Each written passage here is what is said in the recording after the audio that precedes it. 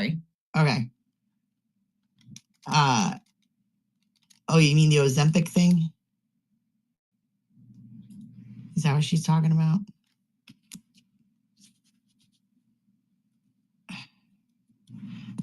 She had to go. Mr. Philby, can you hear now?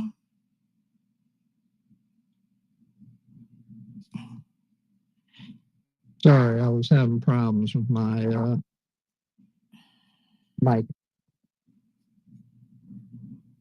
All right, so she wants me to play Trump at the podium today. Yeah, he apparently was talking about Ozempic. Oh, the fat shot. All right, so Donald Trump on Ozempic.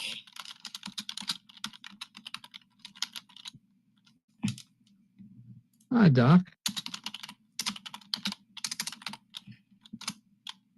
Send you a microphone. I had the power. I'm looking for the video.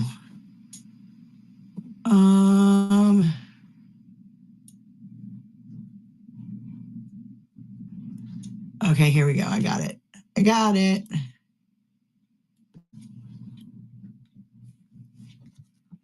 And I'll tell you a story. A friend of mine who's a businessman, very, very, very top. Most of you would have heard of him. A highly neurotic, brilliant businessman, seriously overweight, and he takes the fat shot drug. And he called me up, and he said, President, he calls me, he used to call me Donald, now he calls me President, so that's nice respect. But he's a rough guy, smart guy, very successful, very rich. I wouldn't even know how we would know this, but because he's got comments. Said, President, could I ask you a question? What? I'm in London, and I just paid for this damn fat drug I take. I said, it's not working. He said, I just paid $88 and a new.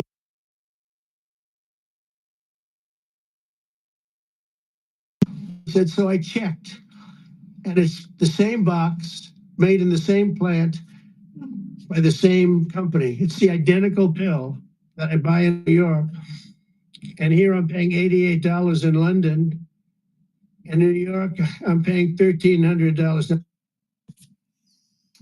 Is that what you're talking about, Jen? Yep. The fat shot's not working.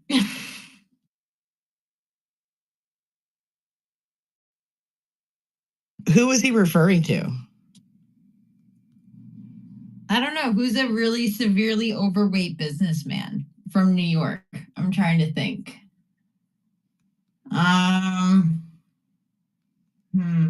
Super rich, overweight. I don't know. I don't really know who it could be. Right? But he's got a point. Right? Like sometimes it takes a rich person to get shit done, apparently. Right? So like this dude is paying $1,300 for the Ozempic shot or whatever in New York City.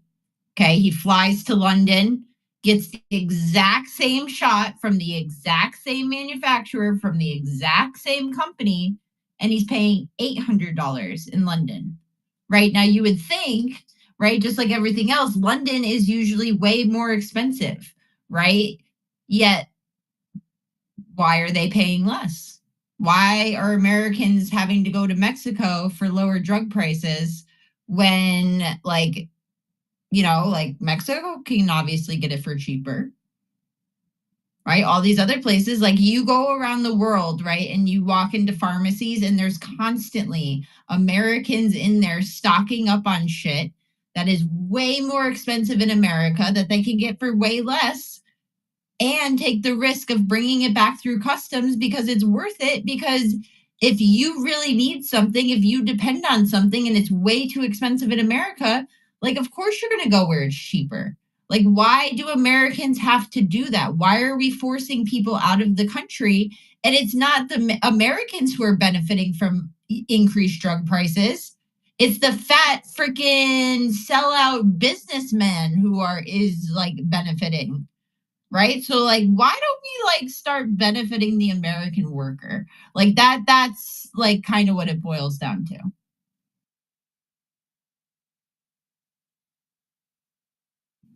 Always the fat cats.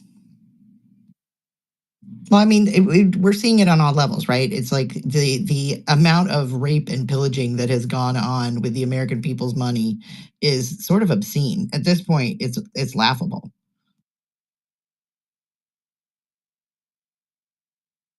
Well, and like, how do you keep just like being okay with that system, right? Like, I'm tired of like, you know, like exposing problems and exposing like what's going on, right? And then everyone's like, oh, well, we know it's happening, guys, but the system, they're really strong. You know, the fat overlords, they got really too much power. So I guess we'll just keep living it. Well, at least we know what's going on. Like, it's gross. It's really gross. I love your like dweeby complainer voice. It's my favorite. that persona. Over it. Hey, Kelly. Kelly. Hi.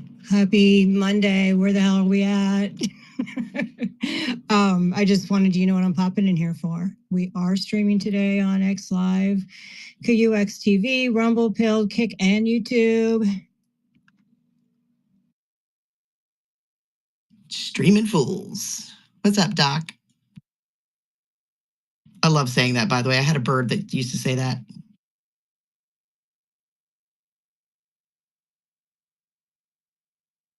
My bird talked back to me, too. I'm like Doc. Oh, my God. Is Cheney in here yet? Where's Cheney? I don't think so. There is an update, guys. So if you are having problems hearing or coming off mic, it might be the update. Always an update. Never gets better, but there's an update. Yeah, I had to reload. You had to reload? You brought me back up as co-host, remember? Yeah. Did you have to go update? No, I had to leave and come back.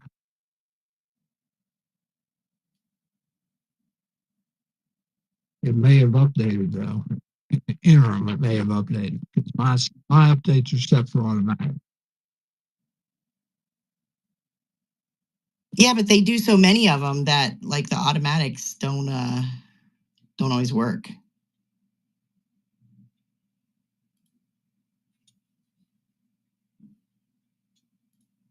Well, you can tell it's a Monday today. Everybody's super chatty. What you got in your mouth, Chris? Who, me? Yes. That would be cured ham. Getting you a little ham in there, huh? Bumble coming in hot.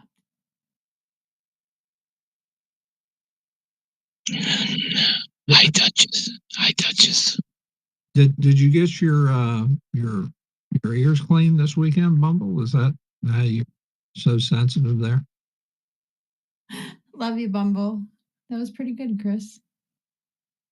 What was that, Chris? I asked you if you had your ears cleaned out this weekend. No. I just, my ears are highly sensitive. So I can tell that you have something in your mouth.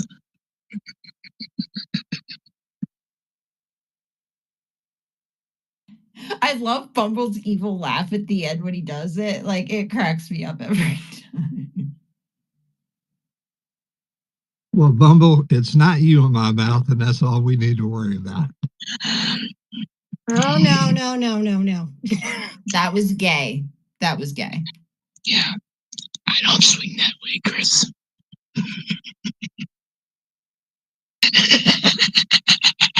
No after space stuff now. Come on, guys. This ain't AM after dark, you know. Come on. We're bringing the after dark to the prime time. Thank you. Yeah, Jen's like, we just screw it anymore. I see that as a challenge. Really? Okay, let me dust off my notes. Let's see. Just Check kidding. notes. Kelly will kill me. You're just Check virtually. notes. Don't do it, Bumble. Please, please, for the sake of all holy. Okay, this is a good time for my disclaimer. Bumble appears of his own volition. He has no way to be linked to American mission, and his comments and escapades and chicanery and shenanigans are by the approval of Harvard University only. So blame the crimson. Wait, Bumble, that's who you're working for? I totally thought you were a Raytheon spy. You're a Harvard spy, huh? Interesting. Nah, he works for the National. I wear many hats. You're working for the National Lampoon, aren't you, Bumble? He is Van Wilder. No, but I've been inside the building. Bumble, bumble, bumble, rumble. Oh, now you've done it. You said Bumble 3 times. Now my Kelly, watch out, my restraints are off.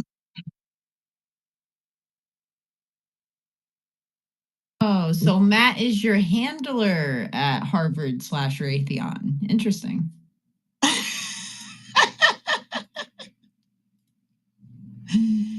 Boy, you're ready to start this conspiracy, aren't you?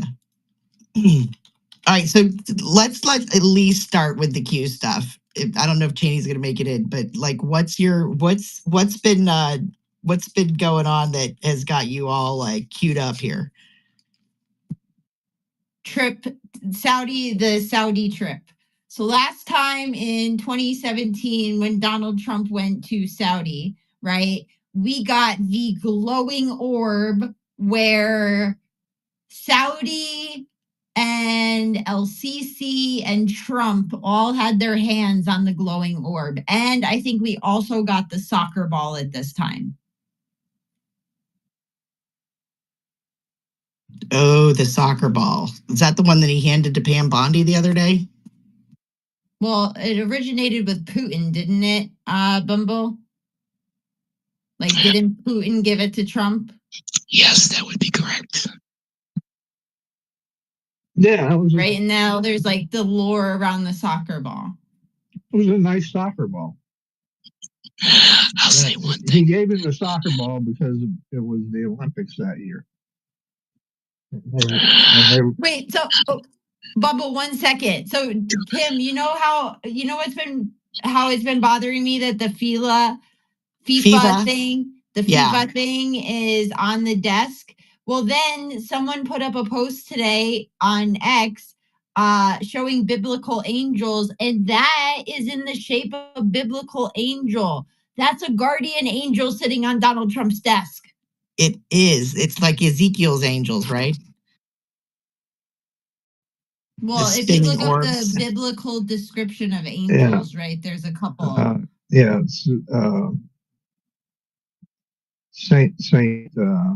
Saint Michael would be the one that you would want to have hanging around Trump. Oh, with his cherubs? Hey, everybody needs cherubs, okay? Hey, for the record, I am in no way endorsing Donald Trump set 1 foot upon the donated airship hotel or whatever the hell it is that Cutter's giving to us. I think he should stay aboard Air Force One and any iterations thereafter, but not some airline donated by a foreign country that may have nefarious purposes.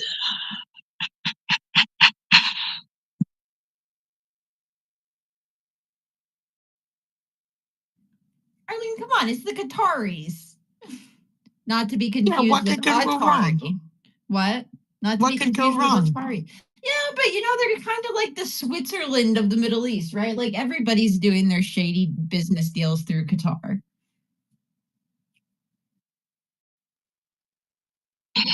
Does that airship come with a remote control that programs the Airbus to dive into the ocean?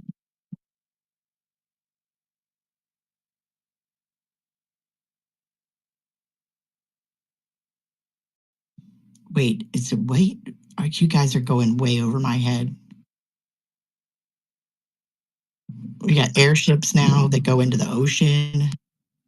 Listen, we don't airships that we did have the drones come out of the ocean earlier this year. Hey guys, he wasn't really talking about airships in the ocean. He was talking about the Qatari plane like being rigged and it landing in the ocean. Oh.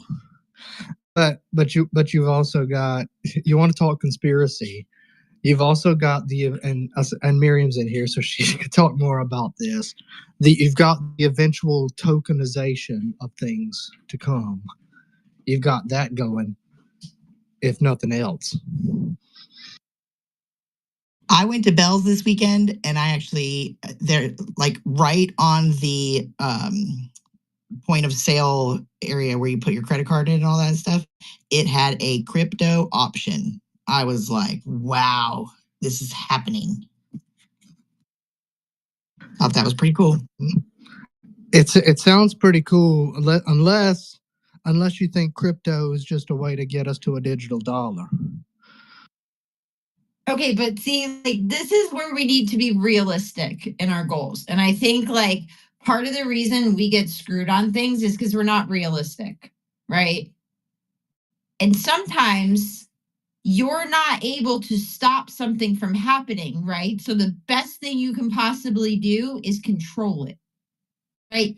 The world is going to go to a digital dollar. That's just reality. It makes sense. Honestly, like it makes sense. I'm not happy with it. It sounds like a one world dollar of revelation, right? But I also can't really stop it. So like the best thing we can possibly do if we trust Trump the way we say we trust Trump, right, is that we will enter this game protected versus us opening ourselves up to being screwed.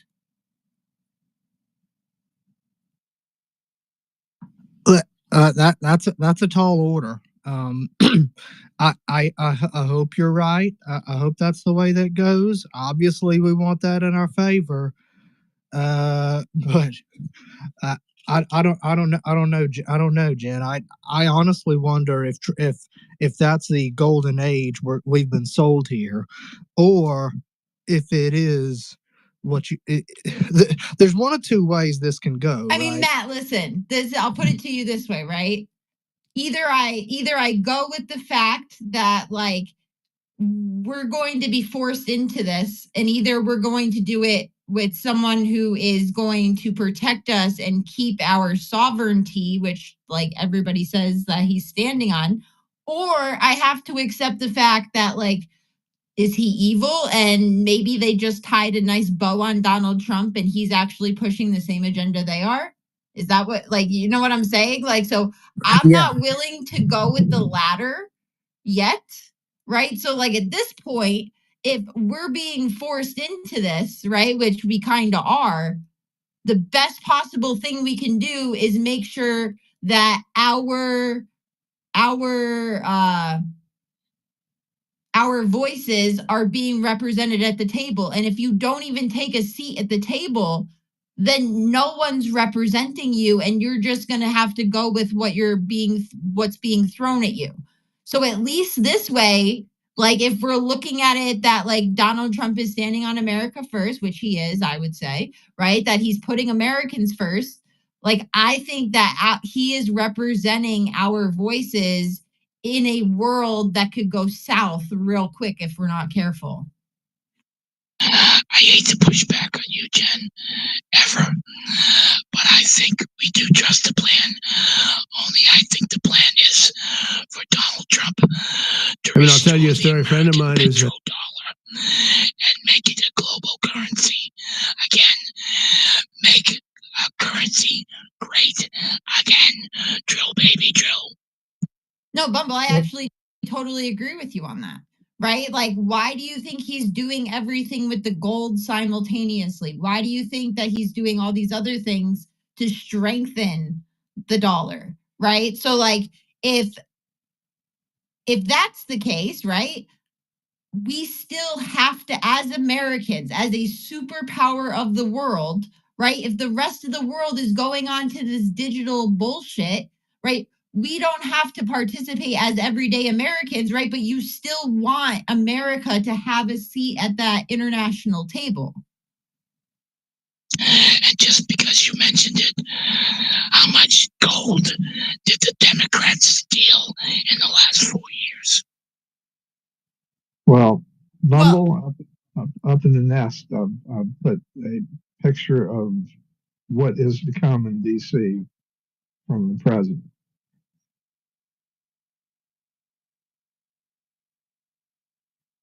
Go ahead, Jan. I'm sorry. Oh no, Chris, it's okay. I totally forgot. It's okay, Bumbo. Or Miriam, jump in here. Thanks. I just want to say, and this is going to sound like a strange statement, but I agree with everything everyone said so far because we don't know what the end result will be. I am just very standoffish with the potential of a, one world system just because you don't know who's going to co-opt it, who's going to actually control it, and because it is one, a potential one world global monetary system, it leaves room for abuse. And if you see my post, you've got XRP giving people back $30K for a $15K investment, right? Like immediate. And that just kind of reeks to me because how you doing that, right? Because you're immediately doing a 100% ROI. That reeks. So, I worry about exactly what's going to happen should ISO 222 firmly go live in November as is slated. You combine that with the the digital money that is coming, which it appears all signs I agree with Jennifer, and you combine that with the fact that it would be a blockchain Solana blockchain system. It just makes me worry about who actually controls that. I agree, we must participate. Yeah, but we cannot be left behind. Miriam, that's the whole thing about crypto. And the reason, obviously, I know about this because of Dustin, right? Like everybody knows Dustin. Like the point of crypto is it's completely decentralized. Right? Nobody that controls But it. on blockchain, it's not decentralized. It's one system. If it's look, if it's crypto individual like it is now, that's a different ball game. But if it's crypto in a one world monetary system, that is by definition in one place, one system. So it's not decentralized at that point. Someone must run that. Someone must control that one system. Well, that's why we're fighting that- it, right? Because like the CBDC stuff, that is a programmable currency. Whereas Wait a second, Donald Right. Trump literally signed a bill, guys, saying that America will never have a centralized digital currency. Right, exactly. And that is important because that would be controlled by the central banks. And I totally agree with that. I'm concerned with it becoming a one world cross border blockchain system with one digital currency. That is entirely different than our current concept of crypto. And that is my only concern with it. It's not, I think Donald Trump's idea about taking us into the golden age and making sure everything's, we're not paying for the world anymore. I think it's perfect. I think we should have the pharma initiative is wonderful that he did today. All great. I'm just wondering who's going to control that one blockchain system that is supranational cross borders. That's my concern. Well, I don't think we're going to have that. If we do have something like that, then yes, everybody needs to be concerned. But the current crypto system that is designed is completely decentralized, and you are your own sovereign over your money. 100. Well, and the people I'm that are just concerned about the coming ISO 222 that's already slated, and that is cross-border supranational Solana blockchain oriented. That's what's already slated. It started in 2022. I actually have all the receipts and links, and it is slated to be done in November 2022. As of January, February of 2023, the system was 72% done. So wait a minute. What you're saying is that Solana has a like centralized system? So Solana blockchain is part of the ISO 222 chain. Okay, it is already 72% in place. As I can put the Substacks up with the links and the receipts. Most people don't know, but that was done underneath COVID. That's already being laid in place, and it's slated to be finished in November of 2022. So November 2025, sorry, but it started in 2020. I would be interested to talk to Dustin about that, because I know he knows like the guys, I guess, at the Solana Foundation. Kim, is that what it is? Yep. Maybe. Right. So because like from what like I know of these guys, right? Because like obviously like Dustin's in this like space 24/7. Like what I get from them is the people who make up the cryptosphere are all about the decentralization and like totally buck anything that is like centralized. Right. Yeah, so I think it's weird that like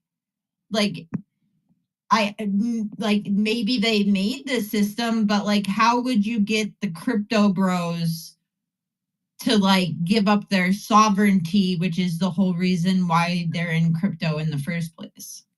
That's a great question, and that's why I really would like his input on that, because I wonder if he is aware of that initiative that began in early 2020.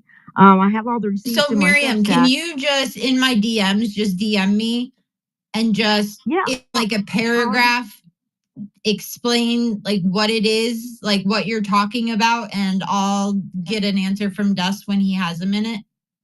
Sure, I can distill it down to a sentence, but I will need to attach the Substacks with the receipts to back up what I'm saying. I just want to see if he even knows what this is, right? Like I don't need like the backup information right now. Like I definitely will probably, but like just for right now, I just want to see like where he is on that.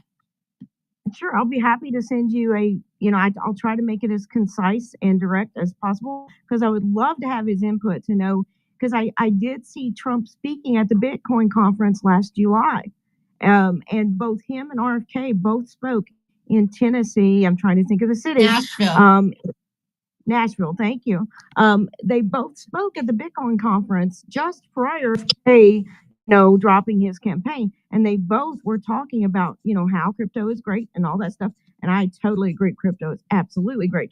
But I just wonder how much all of the parties know about ISO 222 and the plan to have it permanently finished November 2025. Well, who is behind this? I guess like that's what is right, because if you're saying it's the Solana Foundation, like it's just not equating in my head. Yeah. Right? Because like they are literally all like the whole basis for this whole thing is to get away from a centralized currency. Totally. Exactly. And that's why I'm wondering, the receipts that I have show that there is a plan. I don't know who has the plan to basically do, like I said, the supranational blockchain. So Solana blockchain. Okay, I have it.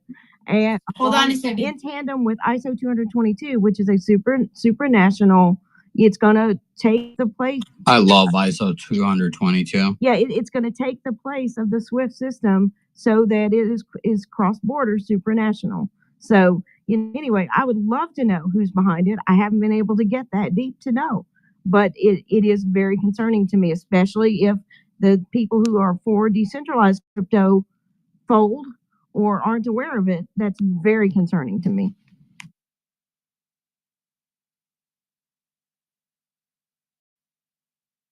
What do you know about it, Adam? I think it's great. Some people want to be pessimistic. That's fine.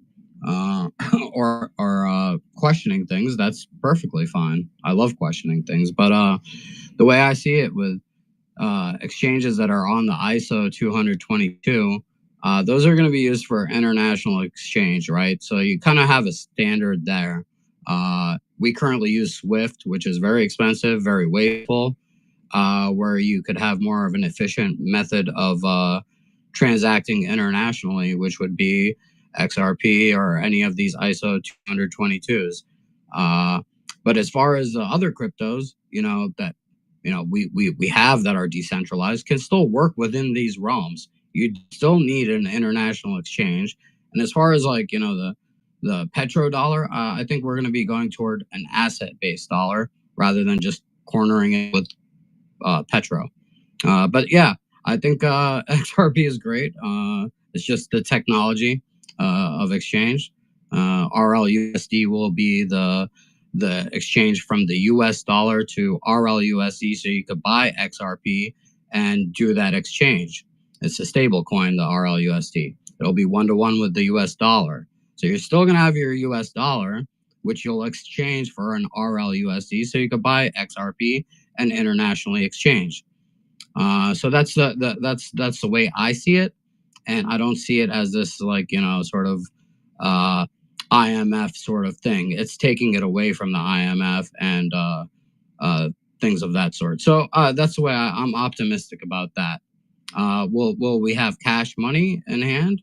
I believe so as well. I think there'll be some cash money circulating as well. That's just my own optimistic view on it. And we'll have we'll have meme coins available. We'll have everything available, still. But we'll use those as a facilitator for international exchange rather than Swift, which is outdated and just wasteful. So I'll yield with that. Thank you.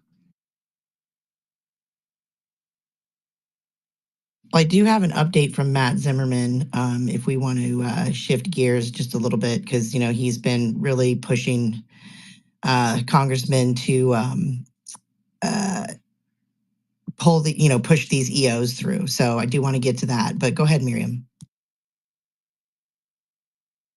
Oh yeah, sorry, I was trying to hit my mic. I just want to say briefly, I agree with everything Adam said. His understanding is 100%. I just remain skeptical as to how it will be used, whether or not we will still have cash, whether or not we'll have the flexibility to have the meme coins and all those things. Depends on who actually controls the system. So that's just. I'm just a skeptic until it drops and I see how it goes.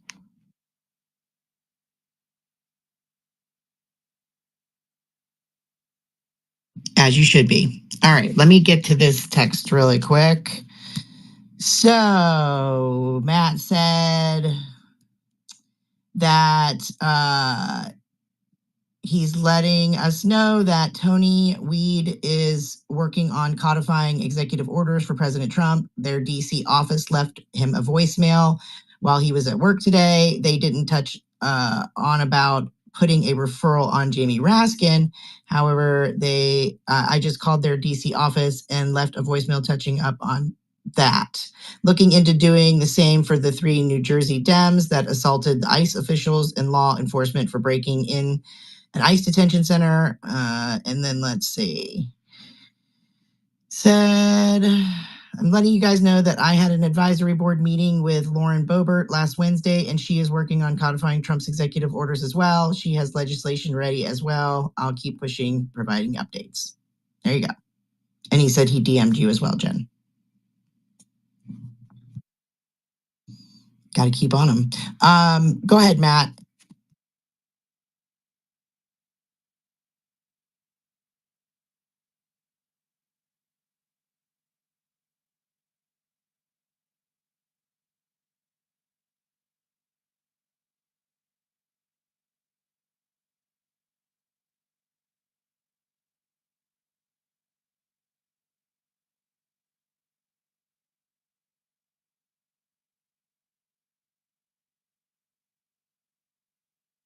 Is anybody talking? I was about to ask the same thing. I don't hear a thing coming from Matt. Oh my gosh, I was about to friggin' like Yeah, go I and jump can't out hear of him either. space. I thought it was me. It was totally Matt. Thank goodness. I was like, I'm gonna have to go reset the space. Sorry about that, guys. I was like, well, I'll just let him finish. You're gonna do that just for Matt? Oh wow, that's sweet. I know. I'm so nice. Can y'all hear me? Yeah, we can hear you now. We can hear you now. Oh, well, I was gonna say like that's egregious. Like the people breaking into an ICE facility to enforce the law. Okay, so you're gonna break the law to enforce the law. I mean, the hubris of these people. I mean, hold on. Because like 4 years ago, I don't know if you would be laughing so hard right now, Matt. So like, let's be careful what we're laughing at, because sometimes, right, like evil people put laws in place that aren't like just that, like in order to stand up, right? Like, yeah. I mean, MLK said as much in his letter to a Birmingham jail, that there are just laws and there are unjust laws. He talked about that.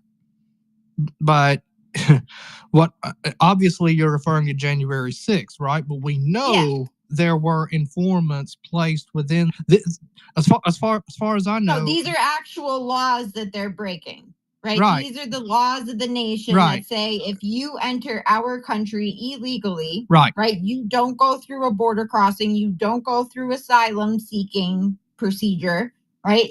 You've broken a law and you're a criminal and you need to leave. Correct. Like, that's it. Sorry. But we're not talking, we're talking about, and I agree, of course, but you're comparing that to something that was clearly a setup. Clearly meant clear entrapment. No. Hold on. I was not comparing the two. I was just saying, right? Like, it just seemed like you were like making fun. Like, no, I was making fun of. I was making fun of the people of the congressman who did that. It was the hubris that they would have to do something like that is just egregious to me. Absolutely, because these are actual laws that have been in place since, I don't know, the foundation of our country. Yeah, y'all are actual lawmakers. Like, if this is what you guys call law enforcement, I'm going to need a better class of lawmakers. That's all I'm saying. Well, you know, Matt, it's like President Trump has said, and President Clinton before him, and President Nixon before him. If you don't like the laws, change them. But we're going to, I mean, even Obama, you know, for the executive branch, we're tasked with enforcing the laws. And so, you know, if you don't like the laws that we're enforcing, then get the law changed. Don't bitch at us for enforcing the law. And, you know, there are plenty of laws on the books. Some of them are selectively enforced and some are not. Many of them are abused. And, you know, we all know people who have suffered at the hands of the abuse. But anyway, we have a hand up, and it's Mr. John Q. Public. So why don't you go ahead? Good afternoon. Thank you. So just my personal opinion, not saying that my opinion is law or anything, but I step back and I look at that January 6th, people tried to go through the proper channels and were still denied, in which law was violated from the denial, hiding behind the curtain of D.C. of not being technically part of America. And then we have people now that are in detention centers. They keep hollering due process, and yet when they had a court hearing, they openly and willingly forfeited going to that court hearing to try to seek legal asylum. So they forfeited their own due process. and yet there's laws in place, and it's not that anybody that tried to go into the detention center was denied. They just said, hey, you've got to go through the proper channels so we can organize this. And they said, no, we're going to do it how we want to right here, right now. And that's where the line was crossed. So they weren't denied access. They were denied access when, where, why, and how they wanted the access, knowing they were going to be denied. They did it for a show, a dog and pony show. If they'd have gone through the proper channels, they could have walked through there. But they did not want to go through the proper channels. This was all. I hate to I'll say tell this, you, we better start having some all for arrests, or TV. we're gonna have a real bad summer of love. Bingo. And by the way, just for the record, that facility said, "Hey, we'll be we could have given y'all a guided tour. We'd be if y'all wanted to, if y'all went through the proper arrangements, we could have given y'all a guided tour, but y'all didn't do that." Are you referring to the? No, and that's what I'm getting at. They just showed up. Oh, I'm sorry. I'm sorry. Go ahead. I was going to say, and that's the whole point. So in January 6th, people went through the proper channels and were still denied. This time around, the other side did not go through the proper channels and are mad that they're denied. And they had an open invitation. Just heads up, give us some notice so we can organize you a guided tour. Yeah, they know they can get away with it. Because the rules they play by are heads I win, tails you lose. Hi, Kelly. What do you got? Well, I just wanted to chime in too. If we recollect that when our representatives tried to go down and visit the Gulag, where the January 6th people were at, and get a tour, they were denied, and they were even denied having a guided tour. But they didn't riot and try and push through the gates. They tried to go through the proper channels and were denied, but they didn't, try to break the law.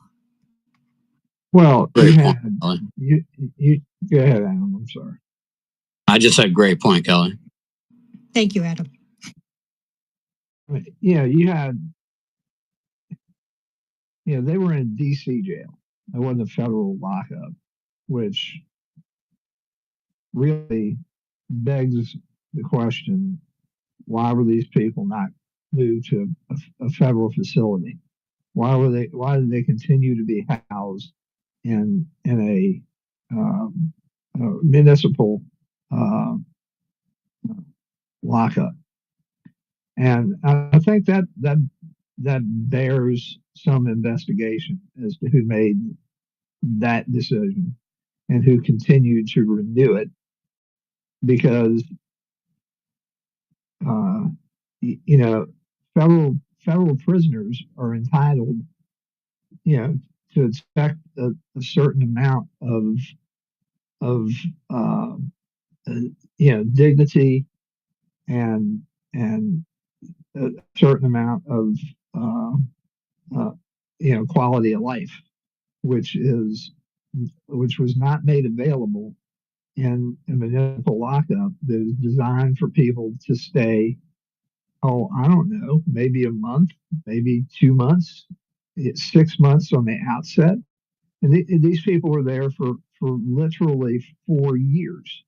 Well, and Chris, can I just add on to that? Like, not only like what you just said, but like, let's not forget that wing of the DC Gulag was like a condemned closed wing of the DC Gulag that they specially brought in people from the U.S. Marshals to run that wing of the DC Gulag, especially for the January 6th prisoners. So they were being held in a place that was already closed down and being held by the marshals at a not equipped prison, I guess. I don't know.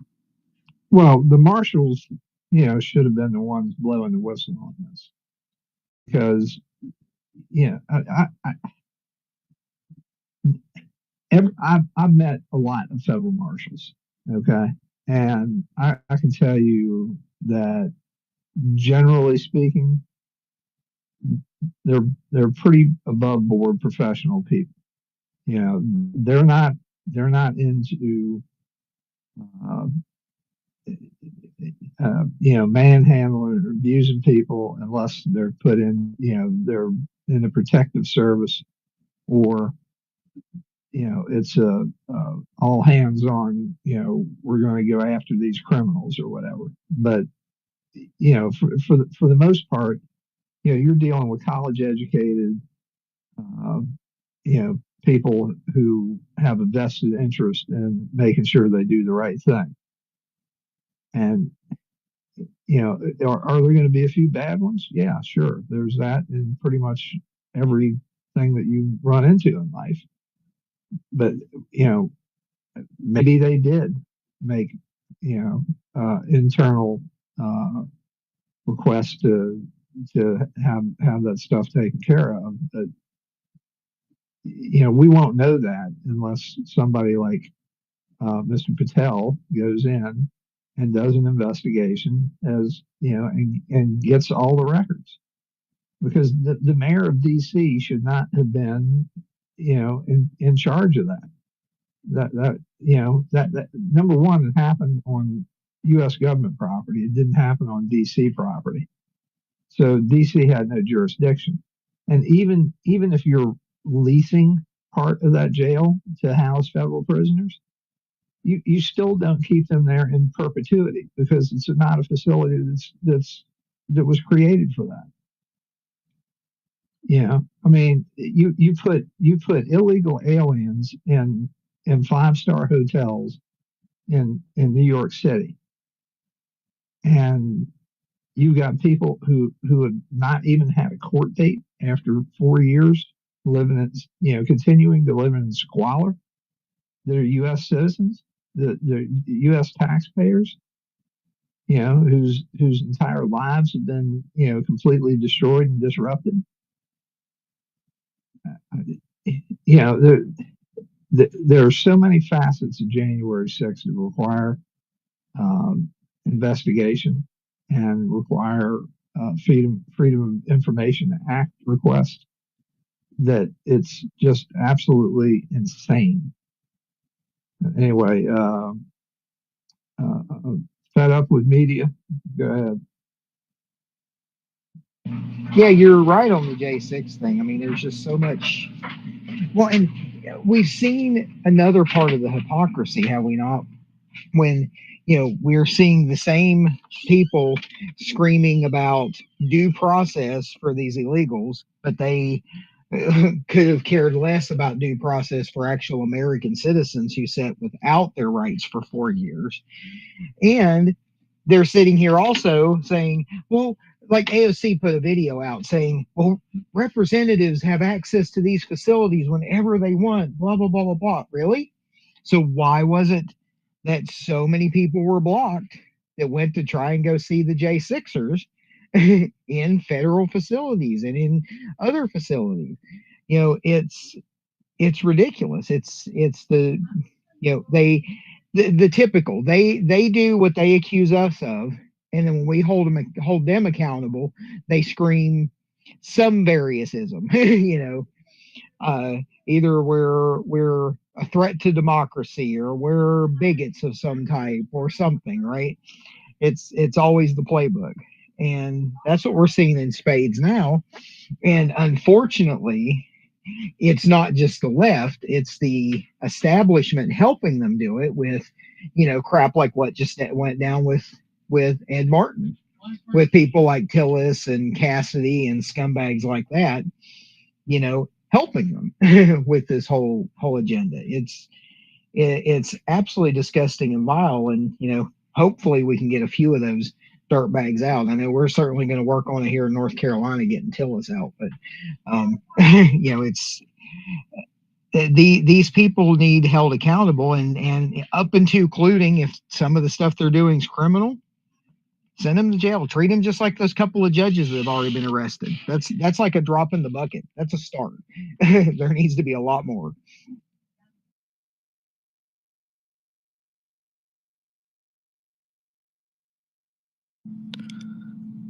And fed up to your point, was this specific facility that those congressmen broke into, was that one made to house illegal migrants? Like, was that facility specifically there for that purpose? because those people should be deported. Those people should be deported. They they committed a crime already just by crossing the border, and people used to say, "Oh, we can't deport all these people."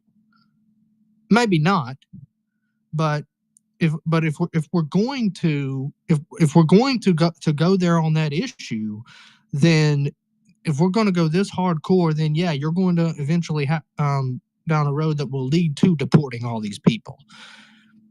All right. Well, thank you, Matt. And we got a couple hands up. I'm going to go to Adam first, and then Michael.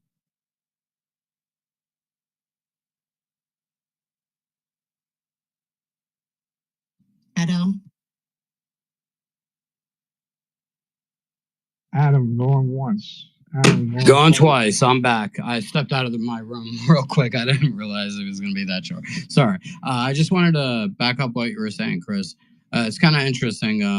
Usually when people, but that's during sentencing, is like if somebody's sentenced like 10 months in jail, right? They'd rather take a year and a day just so they could go to prison because it's a little bit more, let's say, luxurious for prison or jail, just being, so they do get more amenities and things like that. So that's why people ask for a year and a day. But the problem is, the main point here is you're talking about due process, right? Like, these people weren't given their due process. That's why the jails are usually a temporary holding facility.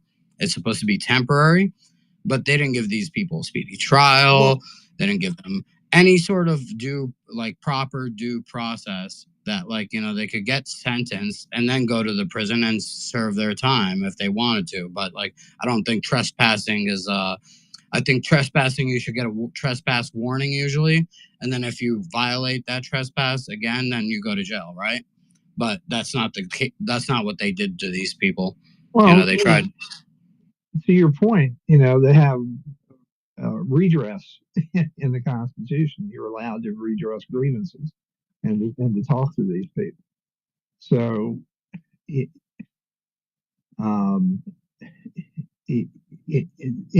didn't make it clear that the Capitol was off limits to everybody.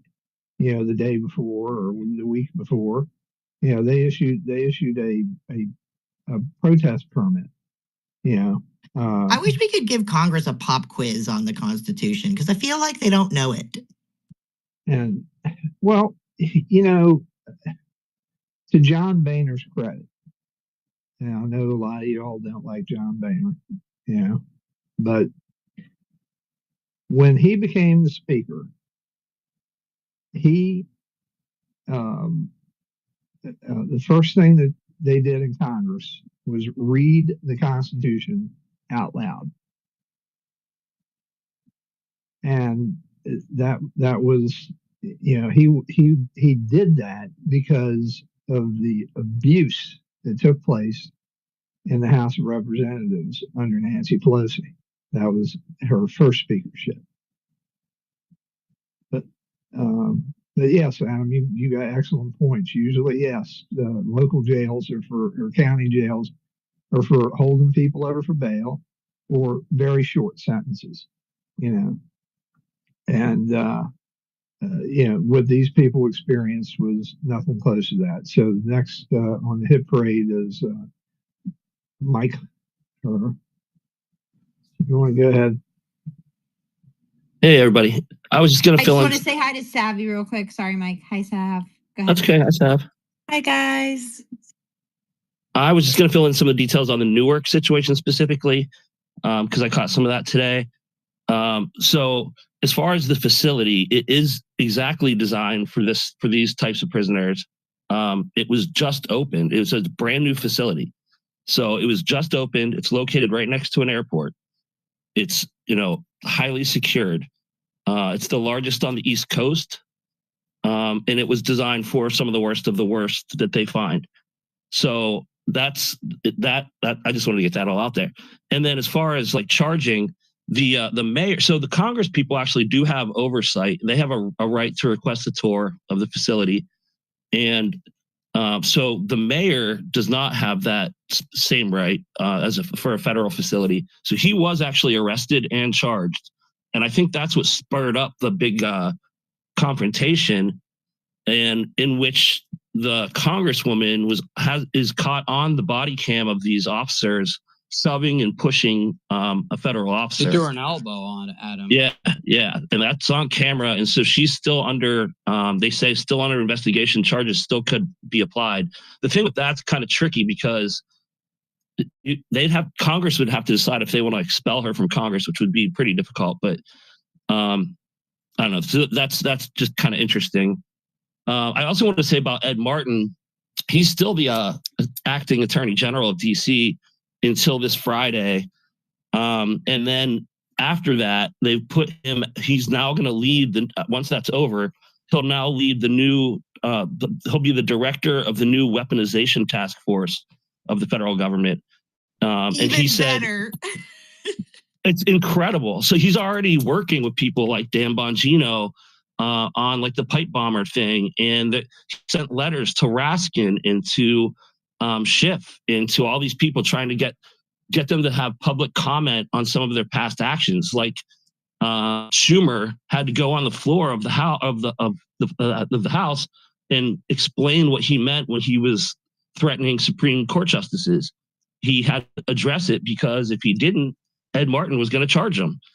But Ed Martin said, look, he addressed it. He said he didn't mean to threaten them. And so he felt that was enough. But in other words, it's a whole interview on the Vince show today with Ed Martin, and there's a lot going on that he's going to be able to brief us on that he wasn't able to brief us on as Attorney General, and he promised to go on that show like 20 more times. Like he's like he said the government wants, or the Trump administration wants me to be out there exposing the weaponization, so that will be his new job. So that's pretty cool. So to Jen's point, be careful what you wish for. Agreed, always. All right. So, Savvy, did you have anything you wanted to say? Or not yet, because I have been, Mother's Day and taking a little break over the weekend. I have no idea what is going on. I just know I have the Art of the Surge on, and I've already been in tears through the first episode. Good tears. And bad, but yeah, I'm trying to catch up with everybody. Well, I saw your picture. I saw Sally's picture. I think that it's nice that we got some Mother's Day stuff to see, and because none of us would be here without our mothers. So, yep. And I don't think I saw any social media posts that mentioned anything about birthing persons. So I was really happy about that. That was a win for us yesterday. I think that term has been put to bed. Sally, do you have anything that you wanted to impart? You want me to impart words of wisdom? It's a day late for Mother's Day, and I've said this a couple times. If your mother is gone, I pray for you, and because it is hard when your mothers are not here. For those of you that still have your mother and your father, life is short. Please try to repair those relationships, so long as repairing them is not going to cause you emotional harm to the point where that your life's not going to be happy, right? But mend those fences. Like I said, life is short, and there's a lot going on, and I've been listening. I'm actually working, so I'm multitasking while I'm listening to you guys, but I didn't get a chance to say happy Mother's Day to a lot of people yesterday. And boys, your mothers love it. Even if you just give them a call and say, I love you, just make sure you do that, because mothers love it. My sisters and I sent flowers to her stepmother. So that was, she always loves to give flowers from us.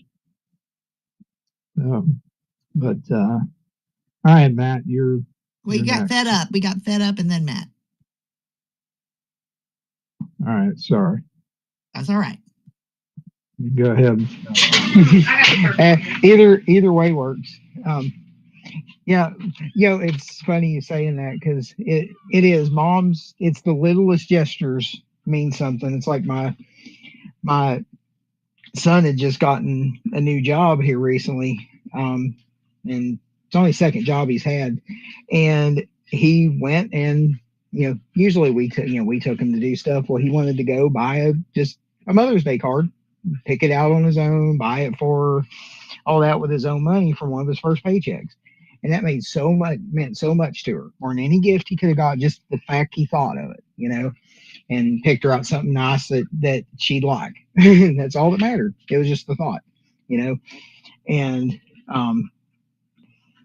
so yeah, definitely agree with everything Sally says. I'm lucky my mom's still around. I haven't had my dad for 20 some years. So, gotta take care of mom. Especially I'm an only child, so we spent Mother's Day at my mother's house. So, did stuff with both the moms, with two generations of moms yesterday. So that's I'm an only child too. So is my wife. And I have an only child. We had two. But it stopped there. But no, but on on this other stuff too, it's like, we just see so much garbage out of these people, right? That with the, I don't know, people want to use the J6 as such a point of contention. I mean, like, they'll, Tillis used it as his reason to go against Martin because, he's supposed to be a Republican, but says that all the J6ers deserve this, that, or the other, that they're, he basically comes just shy on them insurrectionists like the left does, which is disgusting. And it's like somebody said earlier, the rules weren't stated, and even worse, the worst part, and I'll end here, is anybody after the point when the doors are let up, we have the video, when the doors are open and they are waved in. At that point, they were following the lawful order of an officer. That's the thing people don't understand. Yeah. If you have a situation where there is a conflicts going on, large crowds, and there's officers trying to control those crowds, if a officer tells you or waves you to go a certain direction, you can be arrested for not following a lawful order of a cop. So that's the thing that I hardly ever hear brought up, is not only were they waved in, they were obligated by law to follow that officer's orders at that point. Period. That's the way it works when you have a large crowd and things like that going on. I have been in those situations. Yeah, and to your point, you got famous video of Jacob Chansley, who made inquiry of the Capitol Police. Said, well, what's the deal here? And they said, well, as long as you behave yourself, you're all right. So took him on a guided tour. So then he announced to the crowd, you need to behave yourself. And for the most part, inside the Capitol, with rare exception, that's what happened. And most of these people, that had been the first time they'd ever been to Washington, certainly the first time they'd been inside the Capitol, and it was like a field trip, going bad after the fact. It's like, well, you didn't have your ticket with you, so now we're going to charge you with trespassing. What? Really? You didn't go through the visitor center where Harry Reid said that he could smell visitors? I know at least some of you remember that statement, that he could, in the summertime, he could smell people coming through coming from outside. What a jerk. I mean, it's just disgusting that Congress would look down on their employers, the American people, people that are paying their salaries, in that kind of way. I mean, it's disgusting. That's So go because ahead. they've been treated like celebrities.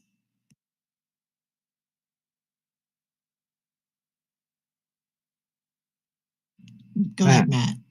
Speak or forever Yeah, hold your peace. I thought I usually try to wait on my cues in these situations. So, but anyway, yeah, it's so they've become accustomed to being worshipped like celebrities. I mean, and yet it's sort of ironic to me how many people don't know who their member of Congress is. Now I do. I know who my member of Congress is. He's been in there since 1993. It's unbelievable. He's been in there for that long. Now you start talking about state reps and state senators. That I do not know. But it's crazy, right? How much information is out there, and yet we're the dumbest. Somehow we're the dumbest generation. It's really counterintuitive. Well, that's all by design, right? They've poisoned us. They've dumbed us down. They've, re-educated, regendered, just you name it. They've done that pretty much. And to some extent, it's worked. But I do think, just a little bit of a positive here is that considering everything that they've done to us, the fact that you've got this many people that are alert and awake and, like talking about this and digging in and finding out exactly what was done, I think that speaks pretty good to our resilience. I love it, Kim. This is the most awake I've seen this country, so I love it. Went from woke to redefining woke into some crazy stuff, and now more people are awake. Right? We basically the old school woke before they hijacked it was awake. What is now awake? Right? So I used to say, yeah, we're woke. We're woke to the Illuminati and all this stuff back in the early 2000s, but now it's like everybody knows this stuff, and it's like, well, I went into it's pretty wild. A libertard space last night. That main guy, I don't know where he popped up from, but anyways, I wind up somehow he gets in my feed, and I went in there, and Tira was in there, and they were having some decent discussions. The last time I was in there, I left triggered and I was like, I wrote this whole rant and then of course deleted it. But this time they were talking about solutions. And that's because in my mind, when I heard them the first time talking about President Trump, it was like, to me, it sounds like you just want to do anything you can to see Trump fail. You're not understanding that if Trump fails, we all fail. So how about you just quit bitching and jump in and help? If you have a better way of doing something, then speak up. He is very open to ideas and is very open to people coming to him with solutions. So to me, it's like you're basically shooting yourself in the foot by, just bitching and being nasty about President Trump. It's like if you just take some sort of pill to cure the TDS so that we can hear your smart views, if you've got a real solution. And one of the things he was talking about with the immigration was, all of these illegals, in quotes, they went through that CVP app. And that means that right now, their status is asylum seekers. So they've got to go to the court date. Well, what Maine was talking about doing was, we need to hire judges that we can just process these people and give them their due process, right? I mean, 9 times out of 10, they're not going to qualify to seek asylum in the United States. So that was just, their way to get in the door. Now we've got to deport them, but there's an efficient way to do this if we put the bodies in place that we need in place in order to just churn these people out just like they churned them in. Kim, from what I remember, like spaces and spaces ago, months ago, when we were talking to CBP, basically a lot of these people weren't even claiming asylum. They were just coming across and then getting a court date, Right, but I know they weren't claiming asylum, one of the things but I as soon as remember. you get a court date, that's what your status is. You're awaiting your trial. So Your deportation. right, if we just deport them, and so this is my understanding of what they're all up in arms about, right? Is that if we're just deporting them and they've already got a trial date set, not that you can't change that trial date, but we're not following the proper procedures, even though we know that they don't ever follow proper procedures, we do want to follow the proper procedures.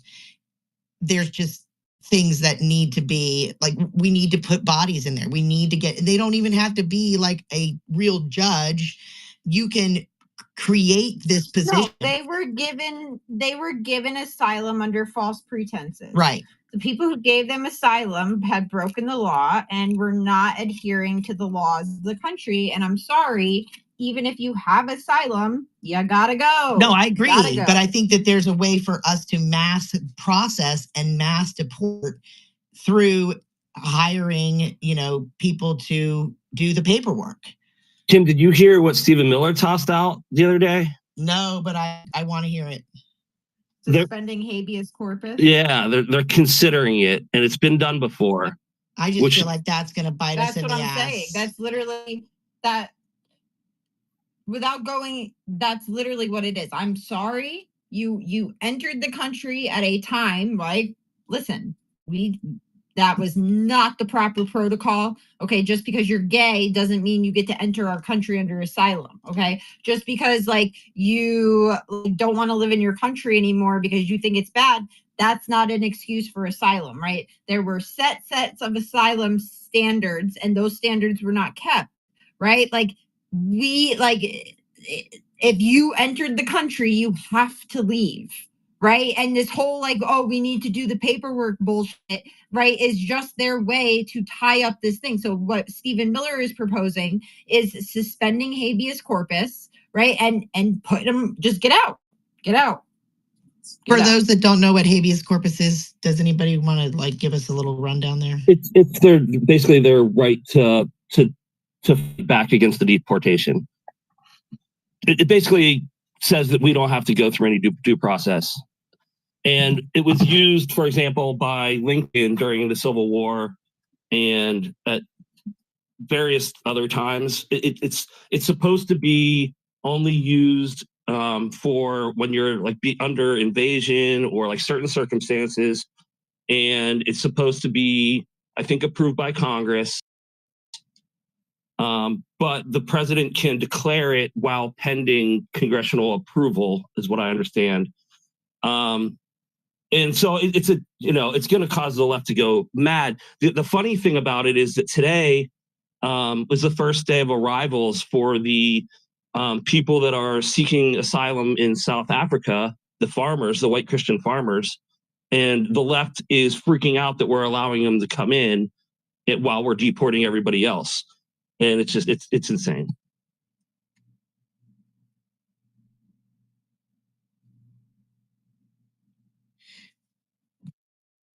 Oh, my mic was open. Go ahead, Miriam. I just kind of have a question. Maybe somebody can highlight it for me, and possibly a suggestion relative to suspending habeas corpus. I just checked to make sure it is a fundamental legal procedure that ensures a person detained by authorities can be brought before a court to determine if their detention is lawful. But from the discussion that I've heard so far, it sounds like that their actual entry into this country was done in a dark and deceitful way and made them to appear to be applying for, asylum through that app. So to me, it seems that we could potentially, because the left are getting very excited about the potential suspension of habeas corpus. I don't know why we couldn't suspend it narrowly, just for the purpose of those people who were underhandedly you given the app access to say I'm seeking asylum, and why we couldn't just suspend that narrowly for those people, and bye. And that So way Miriam, yeah. I'm gonna give kind of like a smart ass answer, and I'm not giving you a smart ass answer, but Gotcha. Since when do illegal immigrants who aren't American citizens can sit here and declare rights that my grandfather died, or like my grandfather fought for like Americans to have?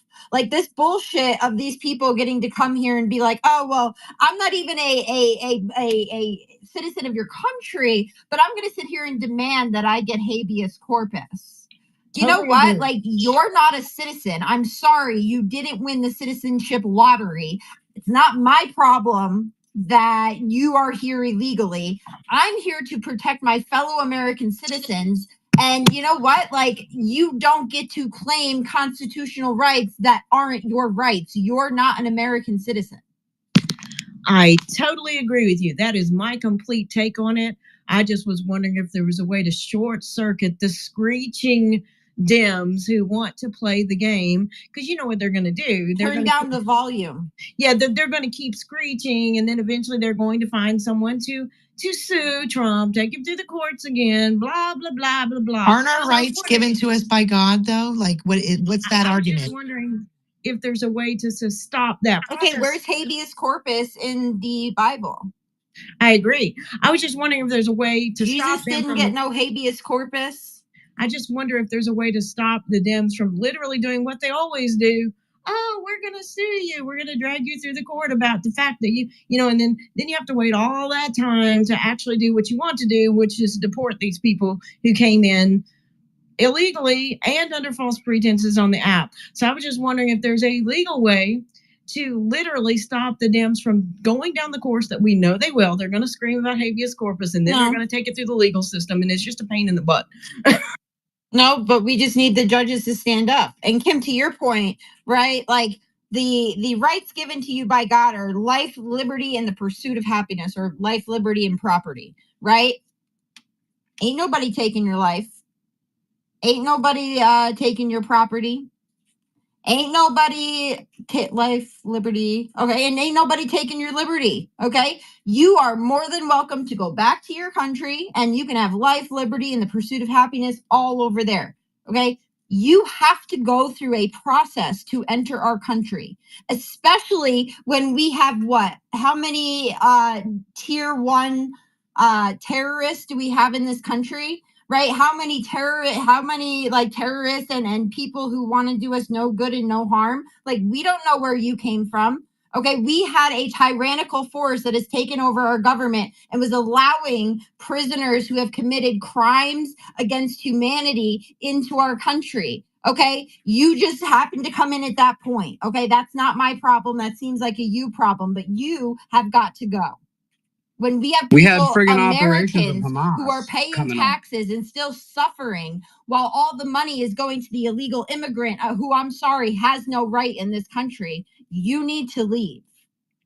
Well, yeah, Jen, they had Venezuelan, like Venezuela had Hamas people like friggin' coming up to our border. You know, like that's insane. Unfortunately, if you fall under the jurisdiction of the United States, which means you're here,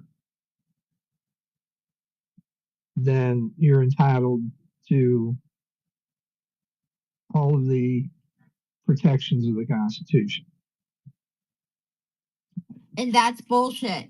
That's bullshit. Right? That's what suspending habeas corpus would be doing. Right? Whoever stood up and said illegal migrants get to have the same rights as U.S. citizens, right? Sit down. You don't even know what you're talking about. That was the right? Supreme Like, Court. why is the answer you get is, oh, well, they have a constitutional rights. Who the hell says they have constitutional rights? What idiot stood up and said that? Please point him out now. Will the real Eminem please stand up? 9 people in black robes did that. Yep, Supreme Court. And okay, well, like I said, idiots. Yeah, that's why I think they're not going to support. What'll happen is if we do suspend habeas corpus, it'll go right back to the Black Robe people, and then we don't get done what we need to get done. So I was wondering if a narrow suspension just for the individuals that did what they did, came across the border illegally, committed a crime, and then used the app to seek asylum. If that narrow interpretation would short circuit the Black Robes from supporting the whole keeping them here and giving them the full due process, et cetera, et cetera.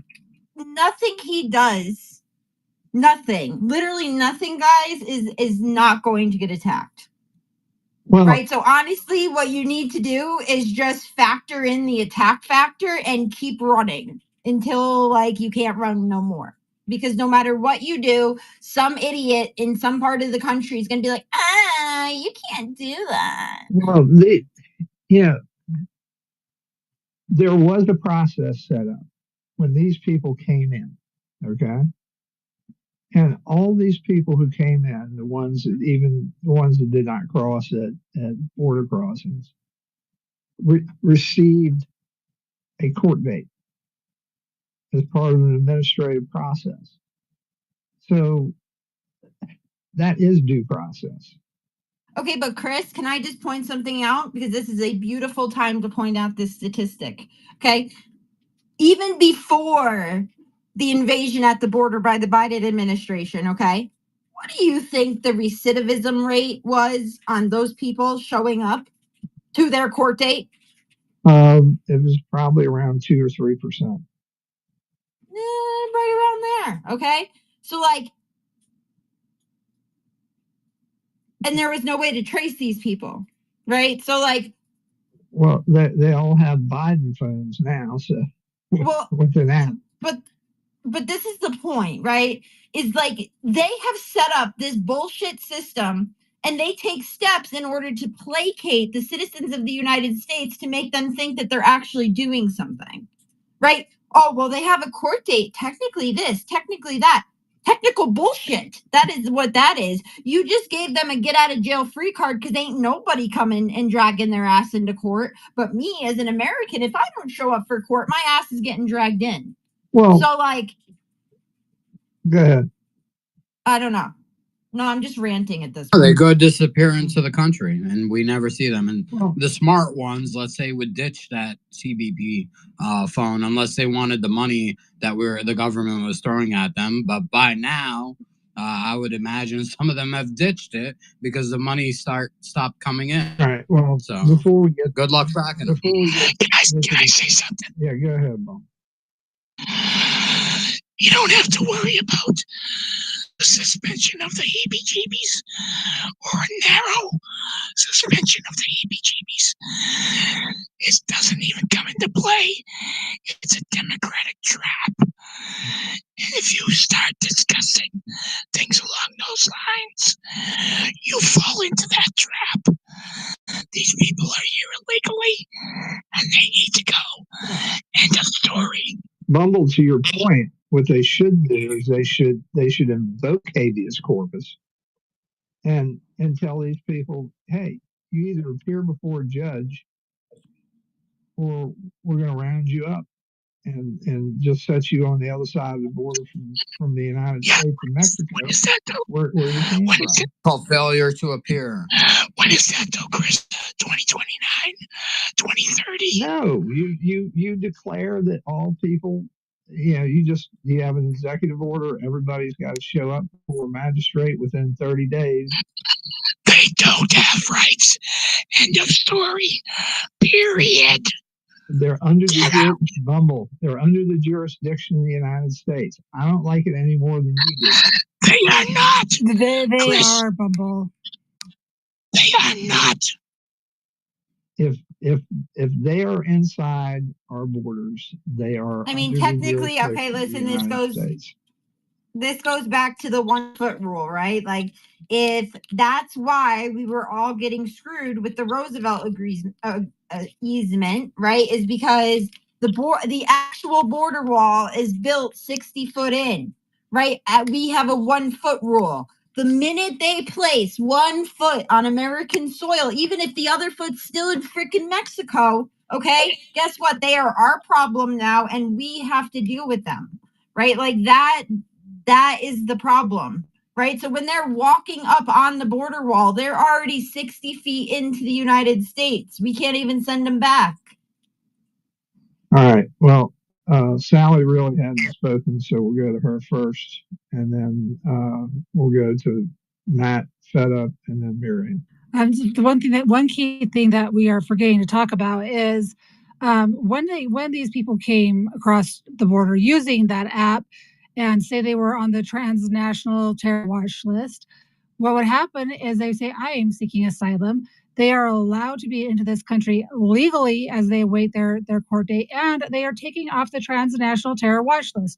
So that is how we got so many terrorists roaming free in this country, mainly MS-13 gang members. So when we're having this discussion, we need to remember that those people are here. They were let in legally, whether we like it or not, through the Biden administration, and they do need to get the hell out.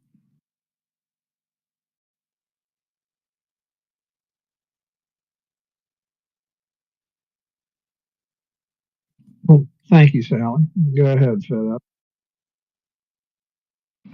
Yeah, well, one thing that did help us, there was a Supreme Court ruling in 2020 that fixed part of what Jen was saying about, because they changed it instead of the 1 foot rule to if they were apprehended near the border. Is the I'd have to relook the case up. It was a Homeland Security case back in 2020, and they also ruled that if they were picked up within that treating him through the Aliens Act did not violate the suspension clause, because that's the clause in the clause that they use to do exactly like you're saying, Chris, that they are our problem. And as of right now, that's the way it is. But what they did rule in some of these, they're slowly eroding it away in our favor, because one of the other recent rulings has changed it to where they have said that it's not absolute, that there are things that can be done for national security. It can be expedited, and things like you're saying can be done where they don't necessarily have a right. They have a right to petition the court, which is very key. So that's where you could put out, like you said, an order. Hey, you have until June 30th to petition the court. Oh, you missed your date. Oh, well, so it didn't necessarily say they had to go in front of a judge, but they just had to have the opportunity to petition the court about their detention, which that's a huge change, actually, to our favor. So there are some things slowly being, we're knocking a few bricks down on that one. And there are some things some really smart people can use and are using to expedite some of this. Plus, the other thing ultimately, and we're seeing it, is they are using every tool possible to cause self-deportation. You cut off the monies, and then you do like Trump's talking about. It's like, oh, we're giving each of these illegals like $17,000. Well, instead, how about we give them $1,000 to leave per family member? That's a lot of money when they go back to El Salvador or Mexico or Costa Rica or wherever it happens to be they're going to, right? And when you add that into the thing from Kristi Noem saying we're going to enforce the policies that if you're caught and sent back, you're permanently banned from the country, where if you self-deport, we don't have your information. But the other thing, and I'll end on this, I think is brilliant about that $1,000 thing. This is something my wife and I were talking about, is that's probably going to be done through an app, which means it's going to be done on a phone. Well, guess what we can do on a phone? We can track it. So that would be probably part of the agreement on the $1,000. It isn't just going to go into the ether. It's going to be like, no, you have to download this app. You have to keep it on your phone.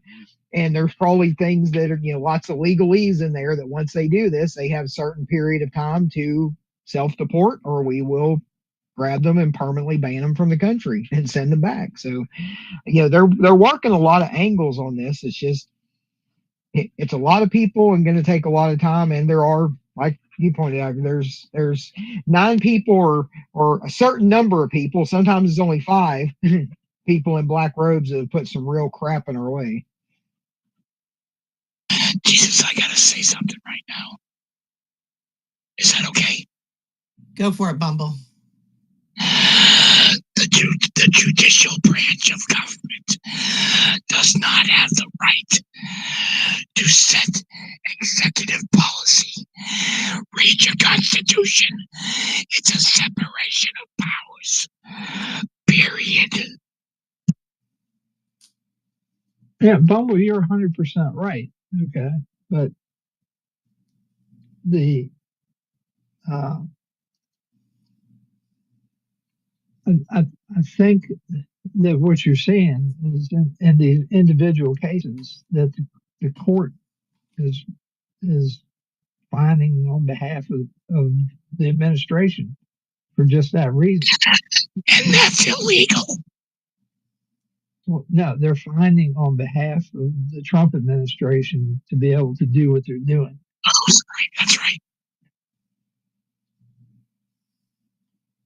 So, it's the lower courts that are creating the issue. By the time it gets up to the Supremes, where they have a clue. I'm not going to say that lower court judges don't have a clue, okay? But there are activist judges, too many of them. And, they're not there to legislate. They are there to interpret the law. And they are only, I think that what you're going to see at some point here in a not too distant future is that the Supreme Court is going to be forced on to rule on what is the jurisdiction of a federal judge. So if you're in the Ninth Circuit, do decisions that you make bind only your court, or do they bind the circuit? And these nationwide injunctions, will come to a screeching halt because you can have one judge out in Hawaii in the Ninth Circuit who's ultra liberal, progressive, activist judge make a ruling for the entire country. Yet his jurisdiction is basically Hawaii, and at the most just the Ninth Circuit, because you have all these other circuits who either have not offered an opinion or may have a conflicting opinion as to how something should be handled. So until a case gets up to the Supreme Court where they can rule on it, and they definitely need to rule on this because it's judicial jurisprudence. I think that we have seen this be a problem for us. Democrats have seen a problem being a problem for them. I don't think anybody likes it, unless you happen to be on the side that gets a favorable ruling. But they've got to crack down on this, and or Congress needs to pass a law and take it out of the hands of the court and let the court deal with it however they're going to deal with it. But you can't bind all the other circuits with your ruling that is supposed to be between a plaintiff and a defendant, or two parties to a lawsuit. Realistically, that should be the extent of it, what's in your courtroom. But if they want to take it as precedent for the circuit, it's got to be appealed to the circuit, or the circuit has to take it up. most of the Ninth Circuit, I think, has maybe 30, 31 judges, at least 29, but I think they added a couple of more. And none of those judges on the appellate level weigh in on this. And generally speaking, on the appellate level, you have a minimum of 3-judge panel. And if you go en banc, then you bring everybody in, and then they all have to offer, their opinion. So, it's a lot more complicated the way that the judicial system set up, than giving an individual judge, the power to bind the entire country. And so, and plus, to your point, Bumble, they're dealing with executive administrative issues that are outside of the scope of the court. Their decisions should be binding on the parties before them, and then it's up to the appellate court and the Supreme Court to decide whether or not something is going to be binding on the entire country. And realistically, the appellate court can only bind itself if the Supreme Court refuses to take something up. Then it becomes precedent for the entire country. But if you have disagreements between circuits, they're bound under their own rules to eliminate the differences between the circuits. So you got one circuit, you got the Fourth or Fifth Circuit rules one way, and the Ninth Circuit rules a different way. Then the Supreme Court has to decide who's right, because you can't have disagreements in the circuits. The law is the law for everybody. It's not just federally anyway. You can have whatever laws you want in your individual states, but and we don't want an activist Supreme Court who reaches down and grabs a case out of the circuit, an individual court, and turning it into a legislative nightmare because they become an activist court. And we've seen that happen before, but not in a long time. So we've been very fortunate in that regard. I'll end it there. All right, so we got Matt, Miriam, and then Bumble. I'll keep it quick. First of all, that was a homily, Chris. That was a homily. I'm not Catholic, as you know, but I just got to say that, first of all. Second, there was nothing when we had trifecta control in Trump's first term, there was nothing stopping Congress from doing jurisdiction stripping of the courts, or even abolishing some of these courts altogether. So why don't they? And let's remember, our ancestors shot redcoats for lesser intrusions upon our liberties than what the courts have been allowed to get away with. But and as Steve Day says, he says it often, and I've sort of made it a trusty saying, if you will, we're not a nation of laws and never have been. We're a nation of political will, and we always will be. Congress clearly does not have the political will to drop the hammer on some of the, not literally, of course, but to drop the hammer on these courts and say, hey, y'all can't do this. Y'all can't do this. We're taking away your ability to have jurisdiction over these issues. In fact, Congress can actually make it where they can write into law, hey, there will be no judicial review of this legislation. They could have done that with on the life issue, and let's not get into specifics on that. But they could have said, all right, we're going to do a federal abortion ban, 6 weeks, whatever, and there would be no judicial review of this legislation. Boom. No, I'm not saying that's how it would practically work. I'm saying how it should work is if Congress does that, then the courts don't have a right to hear any litigation over that legislation. That's what should be done here.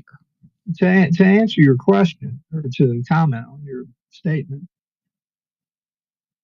you know, you can have control of the Senate and you can have control of the House and the White House, but if you don't have 60 votes in the Senate, then you don't have control over anything. And sometimes even when you can get 60 votes, it doesn't mean that you're going to have control, because you've got to get 51 after you get 60. And before you get to 60, you have to have unanimous consent.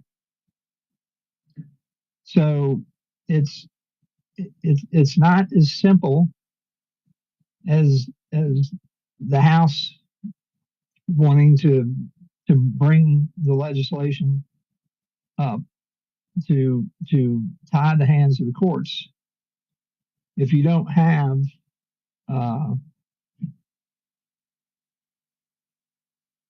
if you don't have the ability to get it through the Senate, then it doesn't make any difference. So if you want to respond to that, go ahead. And that's a fair point, and that just means that there needs to be enough pressure on like that then gets into whether or not they really fear us or not. Are they really afraid of being put out of office? And we've talked about this before. The answer is probably not, because they can go make more money. Matter of fact, that's what the White House actually told the Days crew when they were there. They said, hey, they said the reason they weren't leveraging Congress as much is because those guys can go retire and go make even more money being lobbyists and whatnot. So there's a problem right there. They're not afraid of us. They think we serve them and not the other way around. I don't know how you change that paradigm.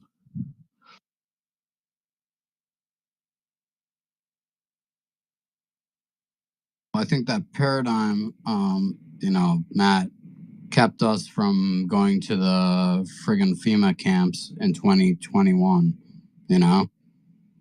So that's still in place. That's the thing, Matt. The Constitution has definitely been put to the test, and there's been violations of it, but the courts always, like the Supreme Court, always ended up checking things, and that's the checks and balances, right? When these branches go off the rails, they have the other branches to check them. So the Constitution has definitely been put to the test, and in 2020, they were just seeing how far they could go.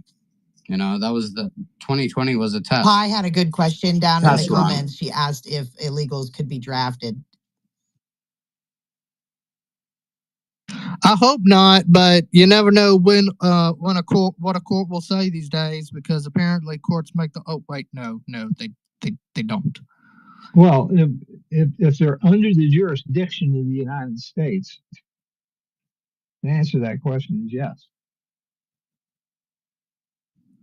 But that doesn't mean, and I know Miriam's got her hand up, but that doesn't mean if we let them in and that they are automatically under our jurisdiction by default, right? If they're here illegally, they're under the jurisdiction of the country they came from, right? Or am I wrong? I don't believe so, Matt. It's like crossing state lines and going into a different city, even though you're from a different city. You cross into that city's jurisdiction, you're under their laws. Okay, but it's legal for me to go for me to go into a different city. It is illegal for me to go into Mexico, and as some trying to get in and act as if I am a citizen when I am not counting tourism.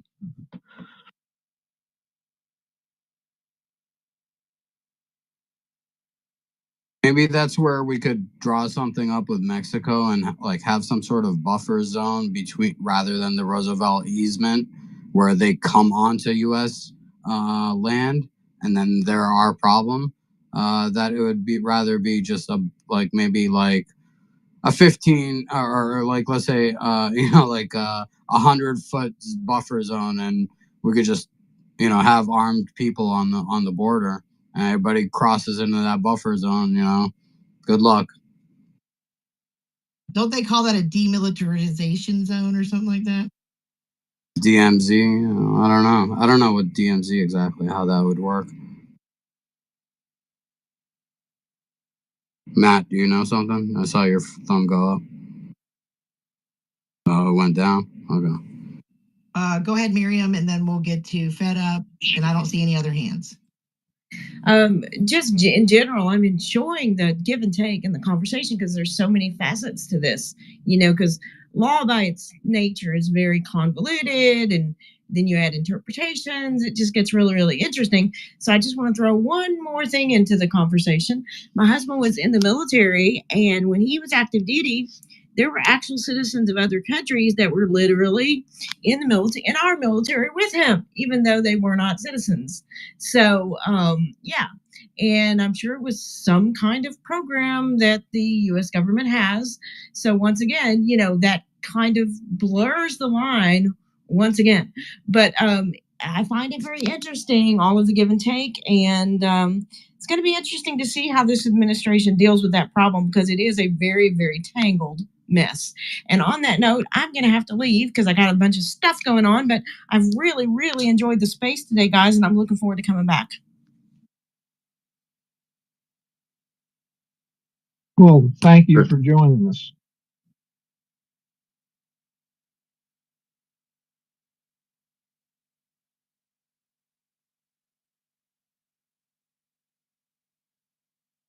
Do you see any hands, Chris?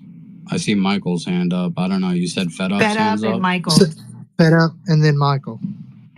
Yeah, well, y'all mentioned the drafting thing. That's another one of the grand hypocrisies where they give more rights to the illegals than anybody else, because the courts have pretty much ruled that you can't draft illegals, but you can draft American citizens and green card holders, which is probably where also the military thing came from, because you can serve in the military as a green card holder. Certain branches. Yeah.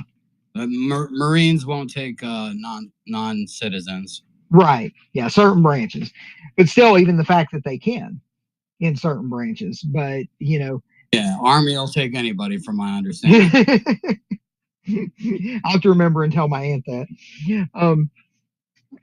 But it's always the thing. It's like it's a double-edged sword that the left and the establishment has created, that they want to give all these rights to illegals that they don't want us to have, that they don't even want legal immigrants to have, because they also know that legal immigrants have a tendency to be very pro-America, be some of the most patriotic people you will ever meet, and on average tend to be more conservative than not.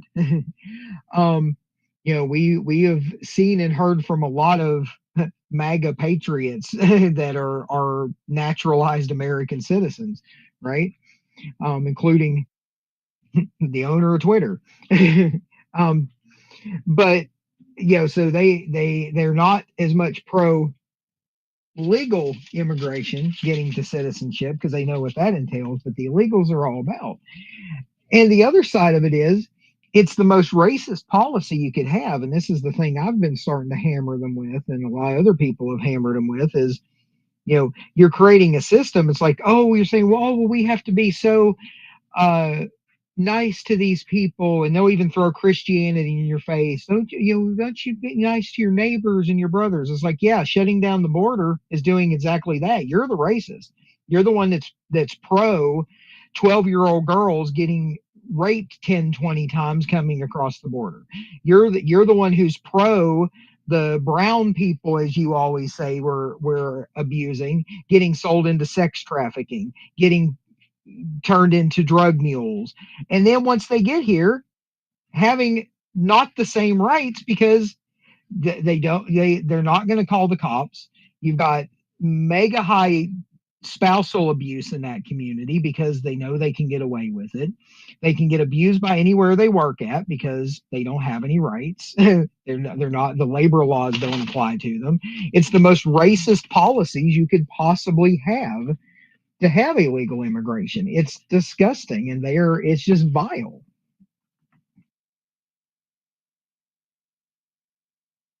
100%.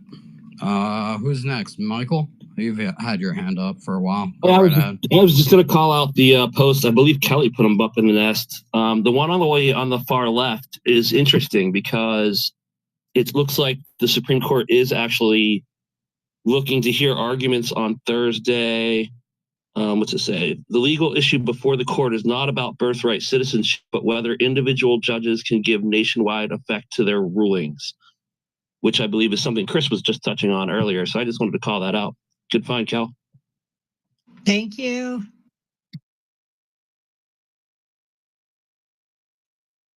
Go figure.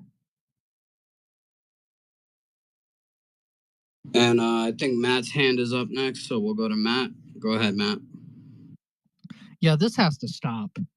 Like this will let you know. Like, I think no matter which way that comes down, I think we're going to get clarity, which is something we need in regards to this issue. Because, like I said, the courts have been allowed to get away with this type of stuff for years.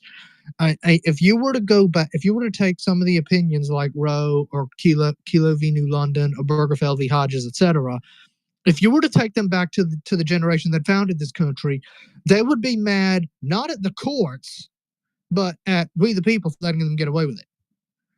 Because I can't imagine what those guys would have done to one of these judges after just one of these opinions. And they fought, like I said earlier, they shot redcoats for lesser intrusions upon our God-given liberties than what the courts have been allowed to do.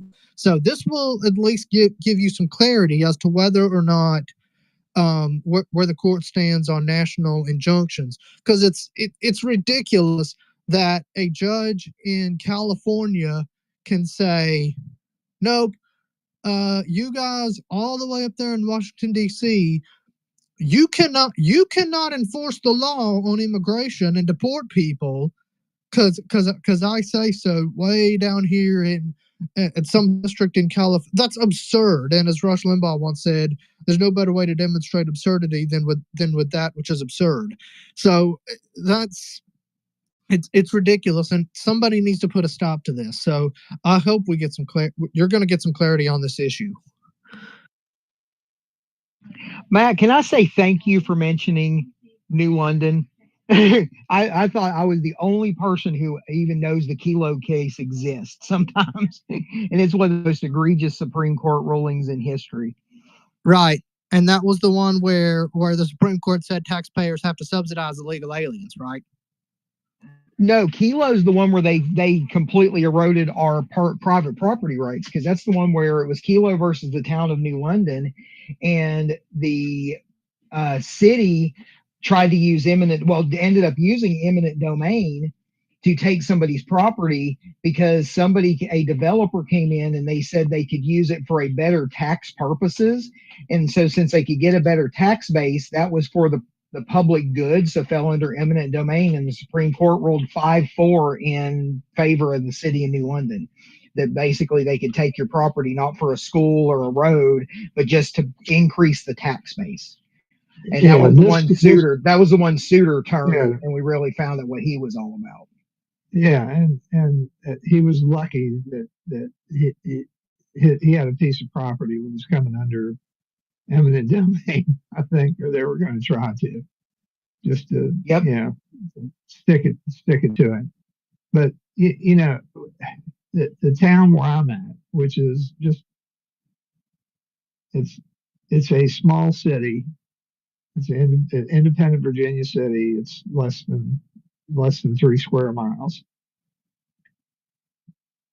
The city council here has used eminent domain to basically redesign this city and turn it into the main road that comes through town. It's pretty much a wind tunnel now because of all the high rises that they've put up on both sides of the street. Because since they're a small city, they have gone to a vertical tax base. So they're creating apartments and condos and what have you in order to increase their tax base that way, and it's a disaster and something of a CF, in terms of that. And probably the most famous case that should go to overturn the case you're talking about was the city of Detroit. The city of Detroit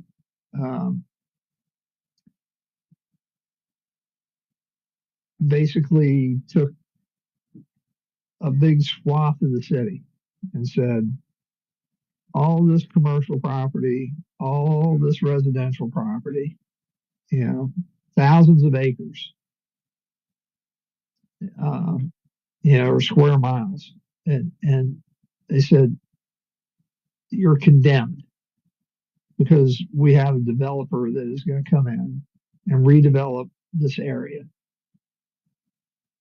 So they, under the rules of eminent domain, they're supposed to pay what's considered fair market value for the property in order to reappropriate.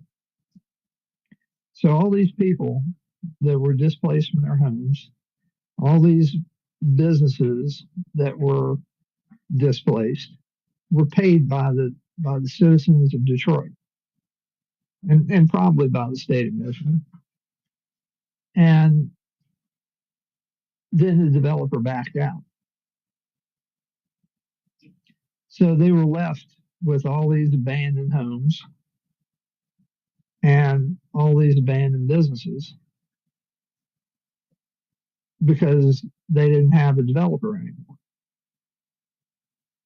And they had to come back a couple of years later and beg people to buy their houses back for pennies on a dollar just so they could put residents in those homes so that they didn't have an epidemic of crime on top of the disaster they already created. And I think to this day, there's still, thousands and thousands of residences there that still haven't been reacquired. So we're going to stop for a brief second and go to Jen because she's Jen. Thanks, Chris. I just want to say I got to drop out of here for a little while. I got to go make dinner and stuff. So I just want to say bye. And if you need me, let me know. Later, Jen. The lovely Lawrence. Chief Enforcement Officer. Thank you, Jen. Kim, is she the chief enforcement officer or the chief executing officer or execution officer? Let's get a Bumble real quick, and then. What do you mean, real quick? What if I got something to say? well, then say. And Adam has his hand up. Okay. That's why I said real quick, because Adam has something to say.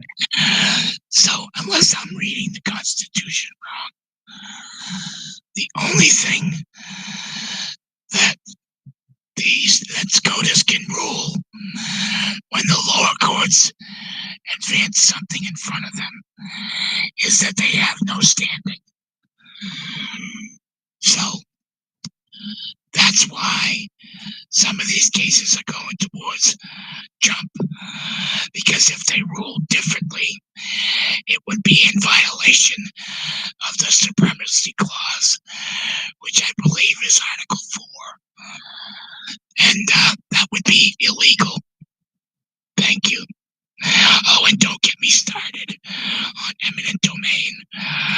My 2-car wide driveway just got usurped by these friggin' liberals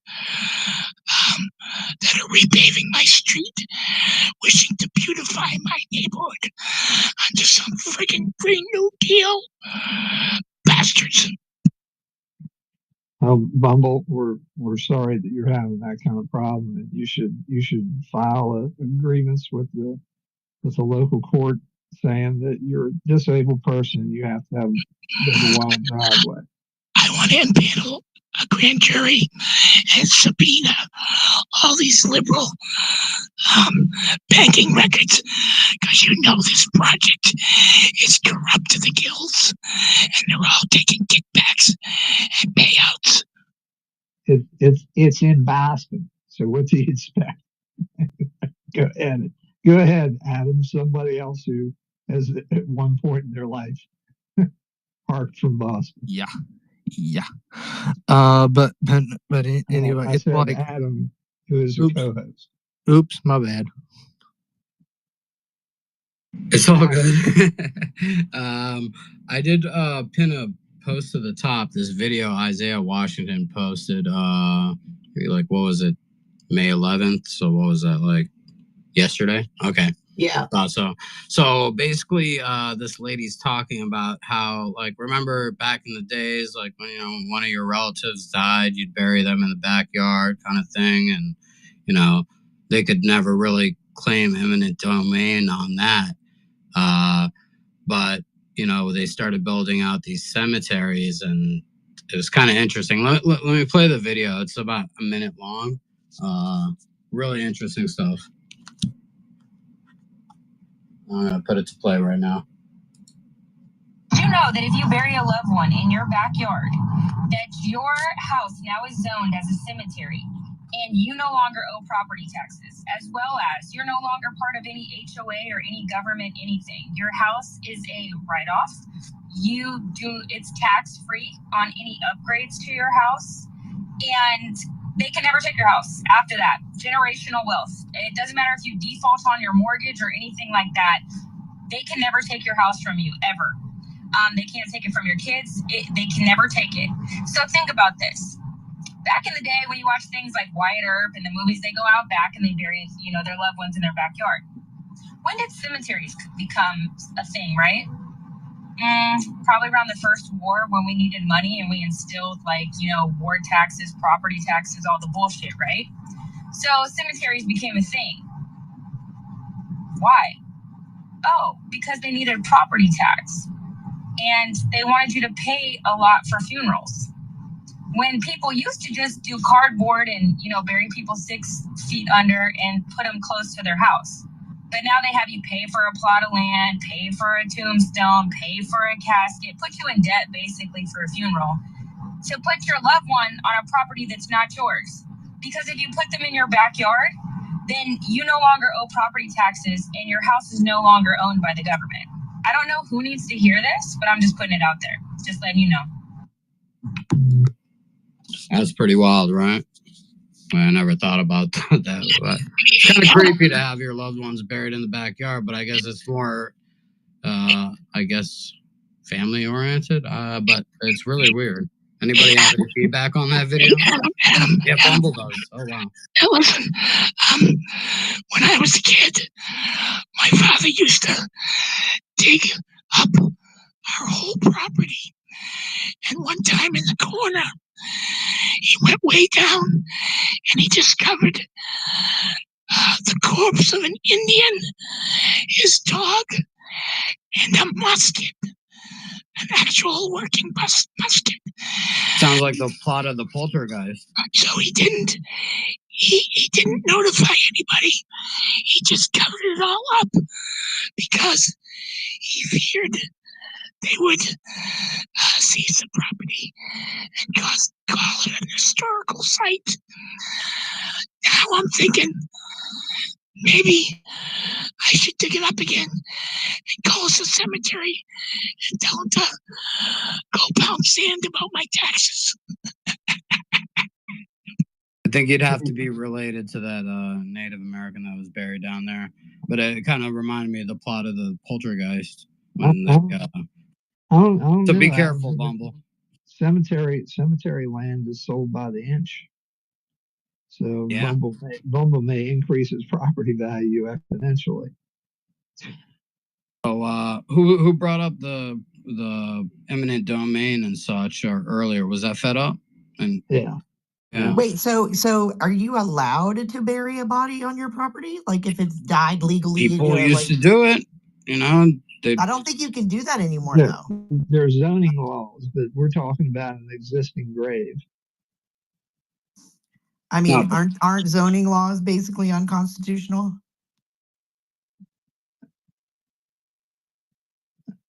I saw something the other day that said basically everything that is a court or a ruling is just pretty much null and void. I think that if you can find a provision in the Constitution that will void HOAs, that I mean, they don't exist in there, so the entire country. That's what the lady was saying. Like you're no longer a part of the HOA. You're no longer. This whole country's a fucking HOA. Excuse my French. Yeah, but I mean, back in the old days when people got their 40 acres and a mule or whatever the hell it was, is their stake. I thought that was the problem. They didn't get their 40 acres and a mule. That was black people didn't get their 40 acres and a mule. The white people got 40 acres and a mule. They created HOAs so that the Karens of the world would have something to do. Sure did. It was before they invented butt plugs. Or the Pams. I feel like Pam would be one. You should have seen this. I told you my neighbor's an IRS lady, right? And her pipe burst for her water softener, like some gasket burst on it, and she's like, I have no water. I saw my Ring doorbell, and like this lady came up running like a mad woman. She slaps my Ring doorbell, like thinking we had something to do with it. Like, what the freaking hell is wrong with you, woman? And I went over and I helped her anyways, and I figured it out. I'm like, oh, this piece of plastic just the rod. It just deteriorated and burst. How long have you had this? I'm like, that's why you're not getting water. You need to get somebody out here. Found the broken pieces of it, but the lady was just like Karen all day. Yeah. She's a Democrat and she's very upset with the Trump admin, especially since they made her go to work. I guess her PVC if it's gone in one piece part of her house, you're gonna have to replace all of it. It was just a little bypass for the water softener that had broken. Okay. Yeah, the little thing that you twist. Yeah, I would imagine the zoning laws up there require you to have copper. Hey, Adam. So I elaborated on my eminent domain thing. My next door neighbor left the driveway to go to work Thursday morning. When she come back, she couldn't park in her driveway in front of the house because the curbstone had been put in place so that she no longer had access. Wow. Didn't you have like some jihadi type neighbors that you were worried about before? Oh no. We got the neighborhood watch back. We are no longer under the Muslim Brotherhood rule. Good job, Bumble. Wow, how'd Tell you turn Obama that around? to kick rocks. I evicted them with my mind. Are you a pig farmer now, Bumble? Is that what happened? No. I looked all around for the Muslim Brotherhood next door. I looked in the backyard. I looked under the house, and there they were, gone.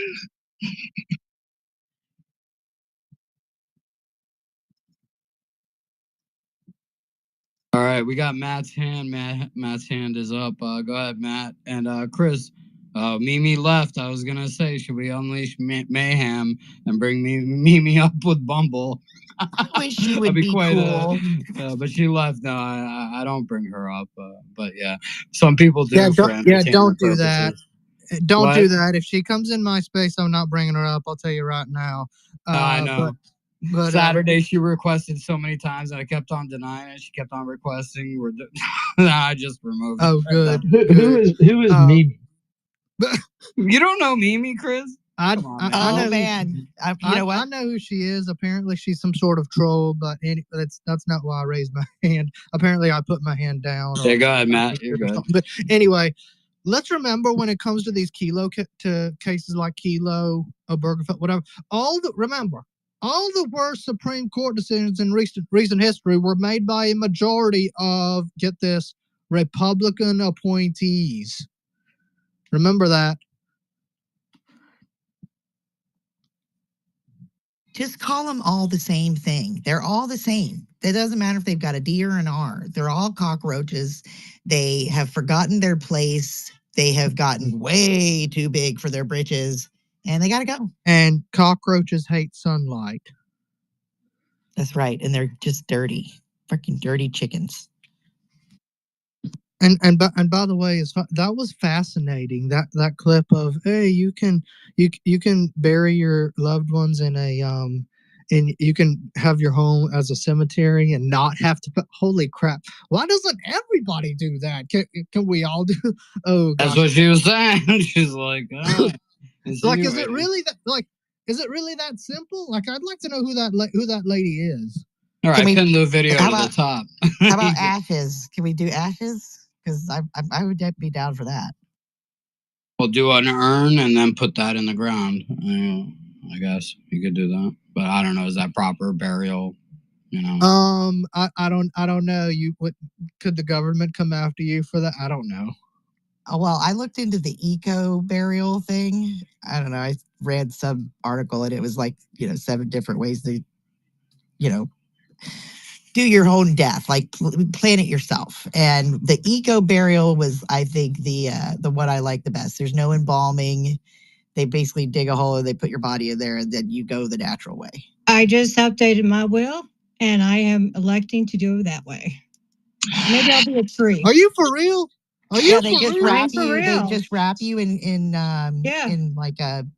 Just as long as Missouri, like as long mummy. as you're. Yeah, if you're, you can't be embalmed, but either buried within 24 hours or you're got to be frozen. So probably freeze me up and then toss me in. That was the same. That was the same state, Missouri, where they had a family had their kids taken away from them because they dared give their kids chlorine dioxide treatment for their autism. So. Well, just saying. Yeah, we're not perfect, but also where the government cheese is. Hey, I'm willing. I hear government cheese was good back in the day. I have no idea, but that's what I hear. Yeah, Velveeta. Hey, I'd be willing to dig my own hole in the backyard, cover myself in gasoline, smoke my last cigarette, expire, and then self-immolate. And I'll have my nephew just bulldoze the earth over my body. And one other thing, does a pet cemetery count?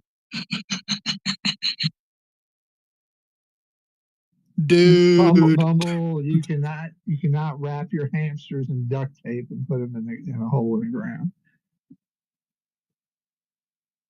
Oh, dude, like you, Bumble, don't give anybody here any ideas for how they can circumvent the dang government. I mean, everybody knows you can.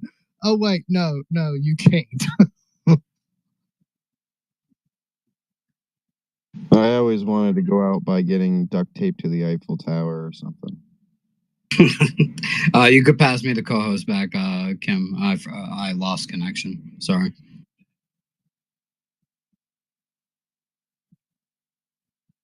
Just heard Bumble talking about self-immolating. That's not cool, Bumble. Don't do that. Save the fur. Yeah. Don't do that, people. That's a terrible idea for those of you in the listening audience.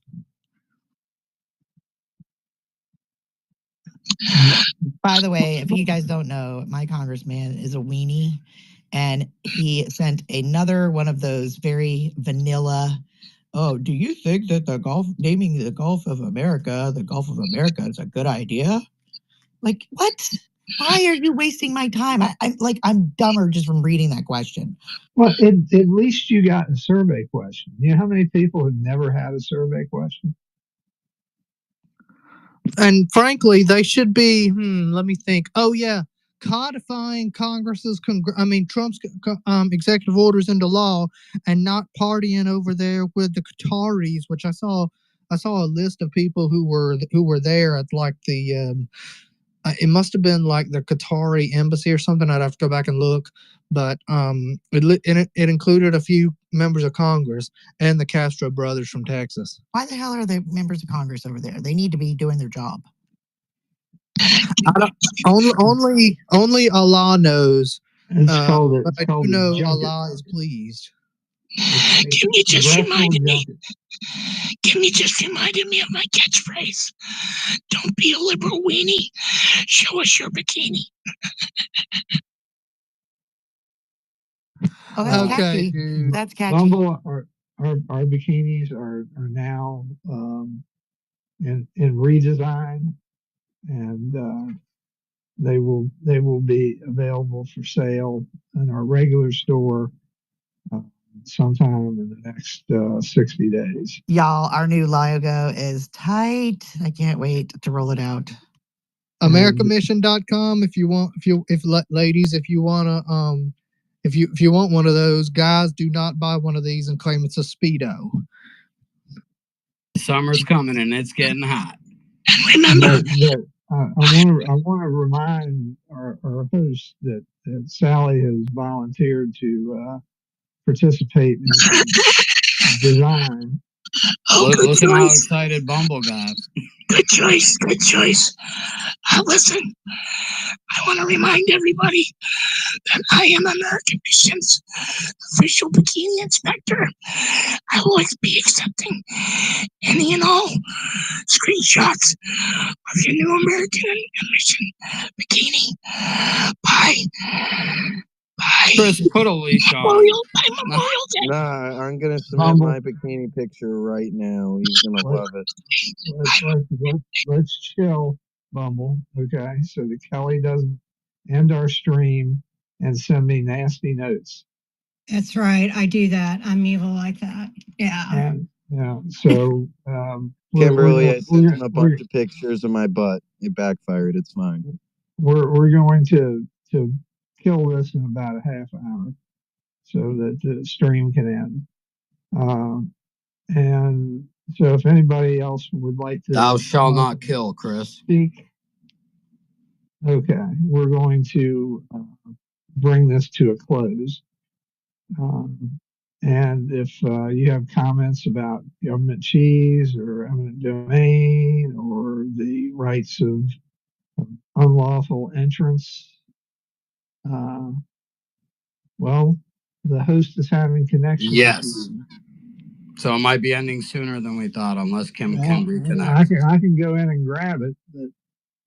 Oh, nice. Swift move, Mr. Philby. I'll grab the co-host. Go ahead. Go for it. Let me see.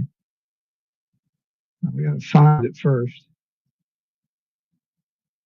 If Kim can't come back and Philby grabs it, I'll take the second wheel for the rest of the show. How is it?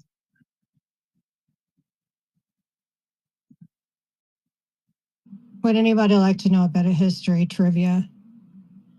Yes. I'm game. All right. Yes, please. All right. I did post this up in the stream as we were talking about being woke and awake and stuff like that. And if you didn't know, we actually owned the term back in Lincoln days and it got stolen from us. So I think we're taking the team woke and awake back. And we pointed this out last October. There was a youth organization formed in the middle of the 19th century for those aged 15 to 40 years old called the Wide Awakes.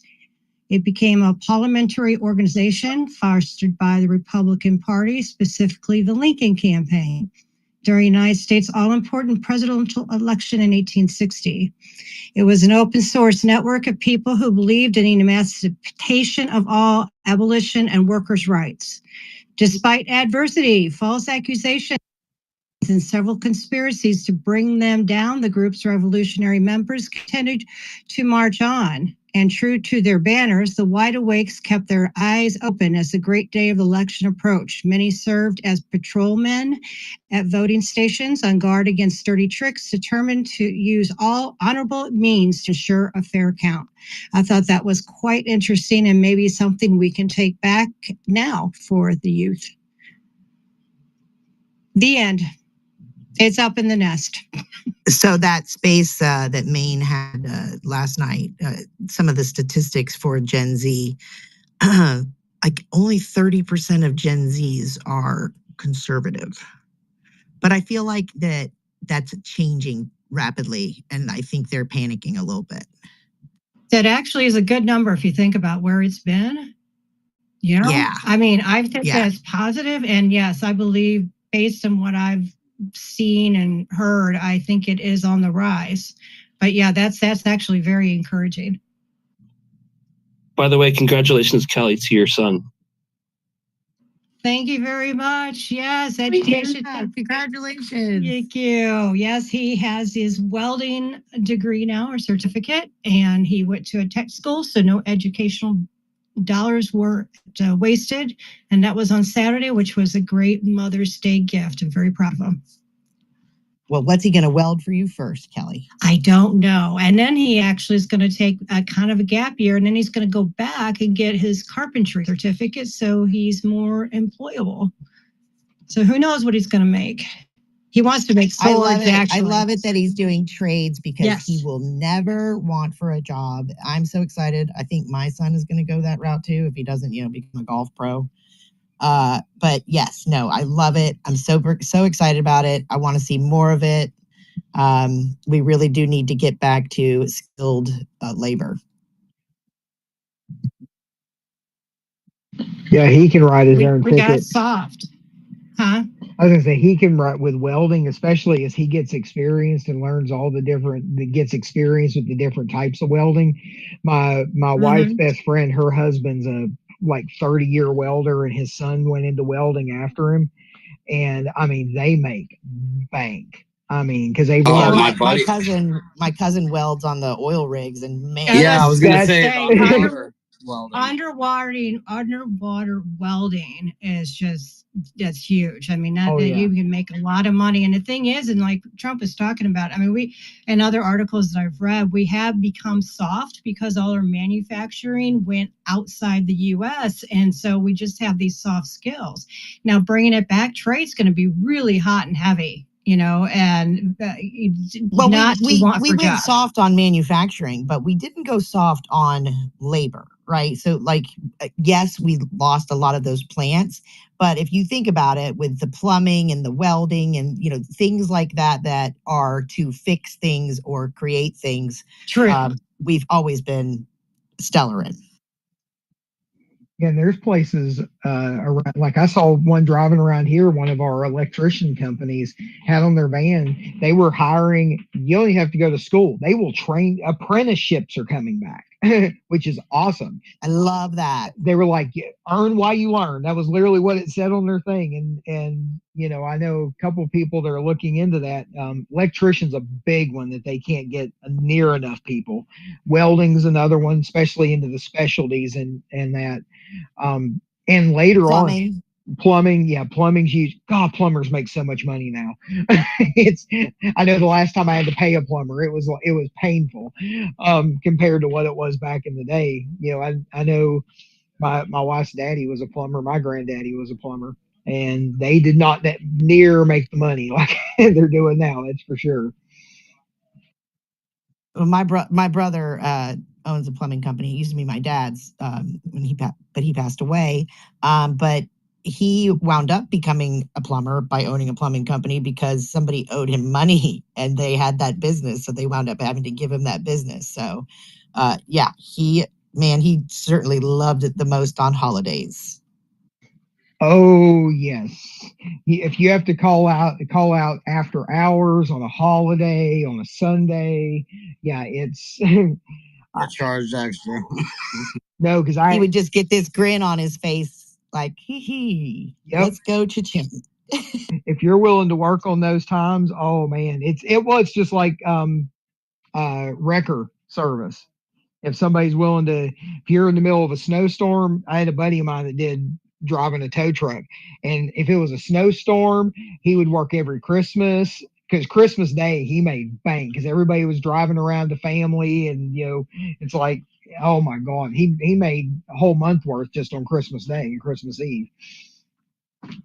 The problem sometimes is like where like we have natural disasters like in Florida, and these people like sometimes like they try to like up the price of things and things poaching, right? Essentially, but that's a totally different circumstance. That's like off hours. Like I'm not working, so if you want me to work, it's going to be time and a half, like sort of deal. I wouldn't compare the two, but just want to acknowledge definitely that Yeah, aspect. that's called there. price gouging, and that's Price gouging, yeah. We know that down here in Florida, don't we? Real Foe is on the stage. What's up, Foe? I saw you in the previous space with Destiny. Welcome aboard.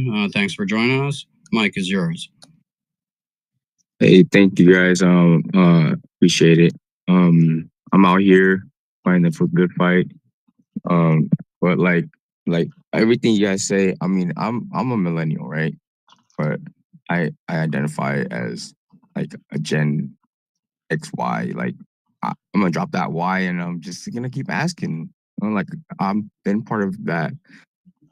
You're I'm not Generation proud of it, but XY. How about that? Generation I was, XY. yeah, I'm the one where I was like the designated driver.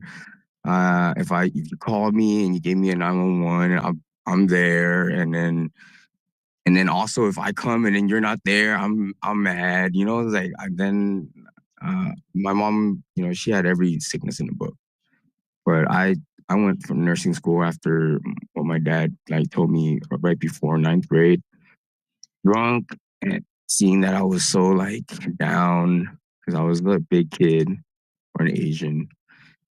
And everybody thought I was like Samoan or whatever, but like it got tired, like it's the whole like they are trying to take your manliness or your manhood from you. I mean that's the only way they can like fully do it. I mean, if you look at Japan, their birth rate or their has been dropping every year for the past 20 years. And you wonder why. Well, that's because imperialism. Well, ask the women how much rights they have and how much is it like so under like, under the like the table. You can't even see it, but it's like in the air. And it's real. And they overwork their men 12 hours a day. And I mean 12 hours each day, right? And then they come home and they try to like just like go for a beer, and then they get drunk, and then they have to do like networking, which is like of respect. But so they go after hours drinking, and their boss, I mean, we love that out here. But then they got to work the next day, and then they stay up until like 2, 3 in the morning, and then they got to be in at 6, 7, 8, and they do it again. And they don't have like sick days, you know what I'm saying? And that, I mean, I have people, family in Australia, right? And their gripe is like people from Melbourne hate people from Sydney. Sydney hates people from, it's all they're all the All same. by Like, design, though. yeah, exactly. They want to divide because they know your history. For instance, over here, I would argue that the generational thing is also a yes, divide, right? yes, and gentrification. That's why our founding fathers got away from that, because they were pinning like That's so these right. On the point right there. globalists, like the people from the Bavaria, right? Like Weishaupt. They were essentially pinning like Presbyterians against Protestants, I believe, and that's Yep. pretty much why our founding fathers got away from that. They were Puritans, they came here to get away That's from why that divide. I love the Constitution and how it was like pieced together. It's kind of like the mixed martial arts of like literature. Like they picked and choose like from all like matriarchy, patriarchy, whatever the case was in history, Have and you then read like any of boiled. the Federalist Papers or the Anti-Federalist Papers? No, I don't. I keep away from that. I'm a black. I'm an ex-black hat. Well, So but the I'm a hacker. Federalist So Papers and the Anti-Federalist Papers are the arguments that they were having back and forth as they were creating the Constitution. It's really interesting stuff. So if you like the yeah, Constitution, you might really like that. Oh, you said thank you're an you. ex-black hat. You caught my ears. That's interesting. Did they hire you? No, they can't get to me. I mean, They haven't found a year to I recruit basically you. went in jail for like when I was incarcerated. It was for a cigarette, so it has nothing to do with my life out here. But then on that same case, I was so smooth with it. I mean, I speak like 5, 7 different languages, so I mean, it helps, especially because in high school I took Spanish, so se habla. You know what I'm saying? So when I was in there, a lot of people thought I was like Samoan or like Filipino, and I spoke I spoke Tagalog, and then I speak Vietnamese first, obviously, and then English, and it was funny. Like fourth, fifth grade, 4 or 5 years old, I come home and I start forgetting how to say like certain words. But then my dad has me enrolled in like a temple where every morning I fall asleep to the monk, praying. And I'm like, and they do like a little like a bamboo stick on your neck, and it's funny. But Do you speak Tagalog? yes, Wow. como está? Wow. That's pretty good. Yeah, I speak Tagalog because I have So what Filipino friends. nationality are you? Because like I can't tell. Vietnamese. Okay, so you do not sound Vietnamese. Not that I know what Vietnamese sounds like necessarily, I was but born it in was Houston. really interesting you talking about these different languages. Like we know what you are. Right. And that's what I love about spaces. I'm American through and through. My sister-in-law is not Vietnamese. She's Filipino, and yeah, she speaks that language. My brother actually took her to the church on Sunday for Mother's Day, and they had her come to the front, and she was like, no, because she's expecting.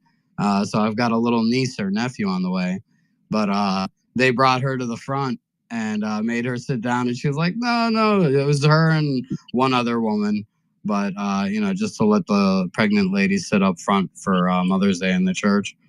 That was kind of cool. Yeah, that's nice. But you can tell.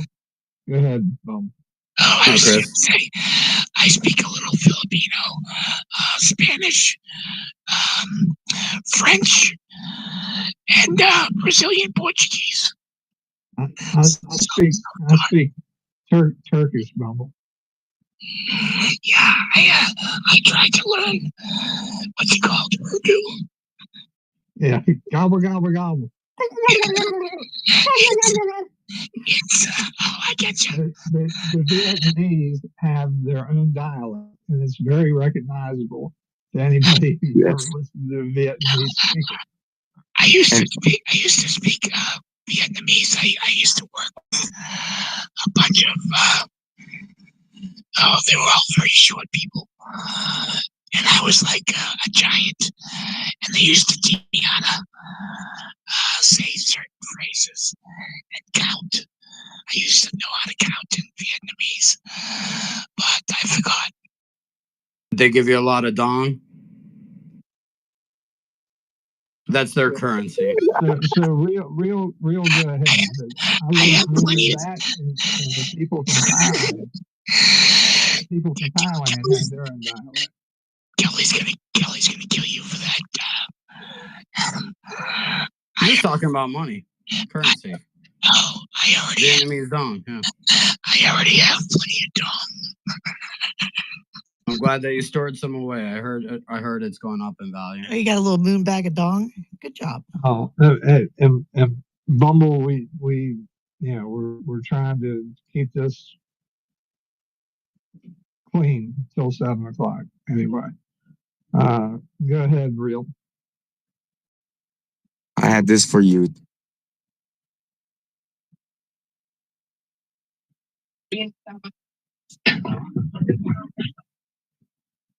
real steppers out here. Y'all are like the ones, man. I've been watching the spaces and all your posts on We try. much love. We're just team hot mess out here. That's all. I mean, where else are you gonna find a portrait of Saint Michael the Archangel over the Capitol dome with cherubs?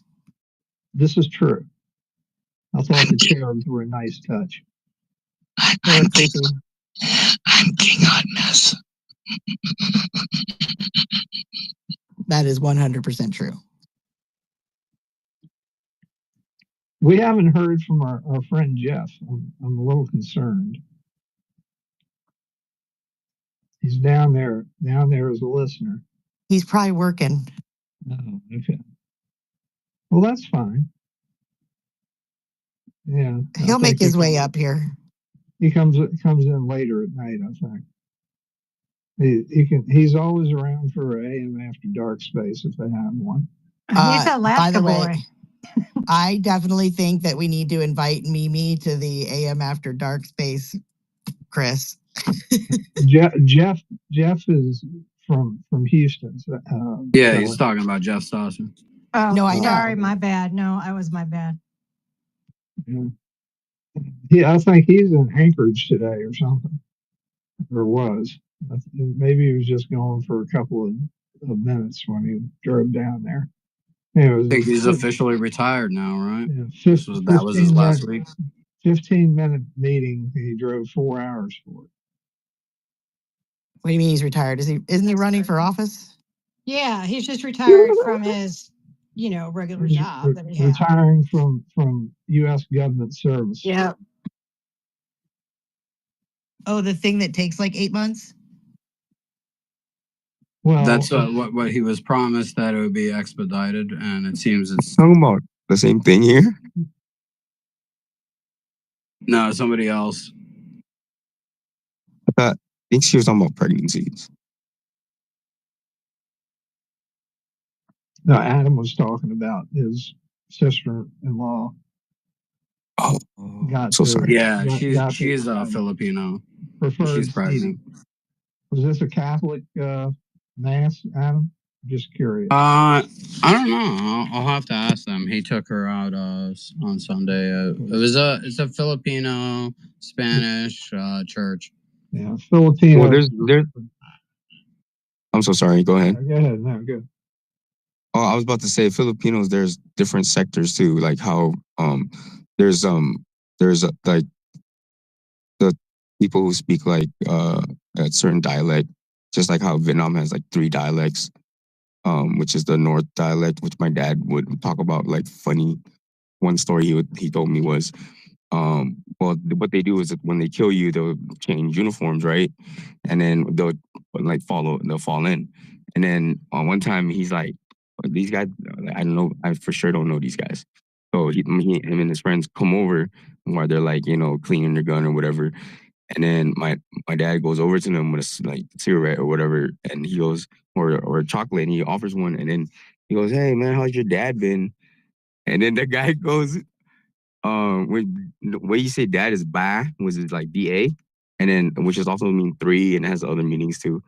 But then when they said "oh thou," and then as soon as he went BO, my dad pulled out his gun and he was like, "Bop," and it was just like that. That's how it went. Or he said another one where they're out in the field, then same thing. It was just like you had to be like very aware, and that's how it is now. But like the aisles and people saying, "Oh, the Republicans ain't do nothing," and then that the Democrats are so organized. Well, yeah, they're making the money. I mean, look at Newsom. He doesn't even live in Santa Monica. I mean, in the governor's house. We paid for that out of our tax money. Exactly. Which sucks. That's what we found out when when Elon went into USAID. Not that we didn't already kind of suspect it, but the reason that they don't have to have jobs, that they can just be activists full time, is because they were getting paid. Exactly. I mean, I'm all for I'd be real good at it too if I got to didn't have to work and I could just spend all my time talking about politics. I wish. Me too. union people show up for these rallies and shit. Do you think Kamala Harris actually had people show up at her rallies? No, they were all paid. She don't. Yeah. I mean, it wasn't like they were handing out joints or little packages Exactly. of They, potato hell no, chips. they ain't doing that. No, they got paid real peedy weedy. Some of What do them you were think? on overtime. Trump, when he comes out, he plays YMCA. It's like, it's hilarious. The most gayest song ever. And you know YMCA is, there's a whole thing on that. You go into it. Guantanamo Bay, Best troll of all time. Gitmo. I mean, and hey, and the YMCA people came to the RNC and did it live. Exactly. That's what I said. So there's like if you look into like national Nat Geo, you can find a certain sect of ants that get controlled by a fungus, and they're smoking on that joint, and they're smoking on it a lot. I mean, I'm all for it, but when they try to individualize like each state, you can like legalize it. I was like, nah. I mean, I'm cool with it. Like my homies or whatever that are out in Humboldt, and then they handle their business out there. You can't, and then all of a sudden, black market's going down.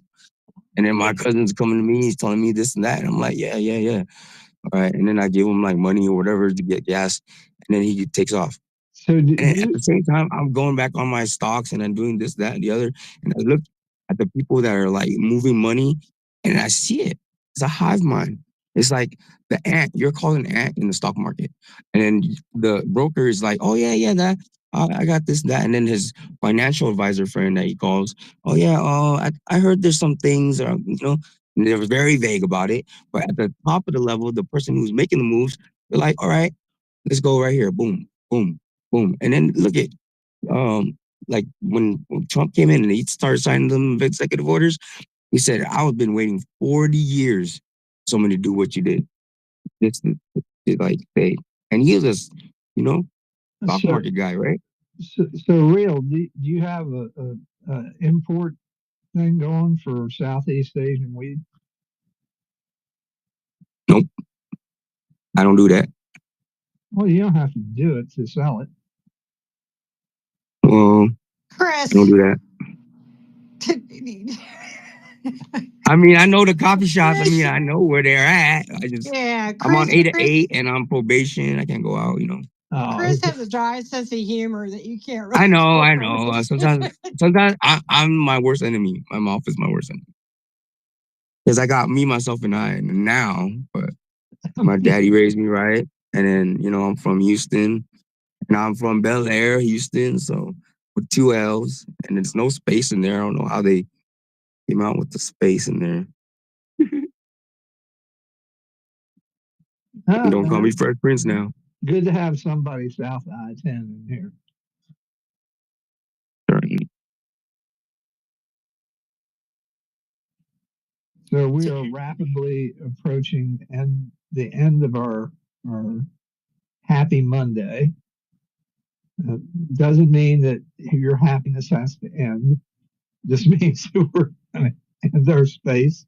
And we want to remind you that American Mission is an all volunteer organization that is supported solely by you, either through your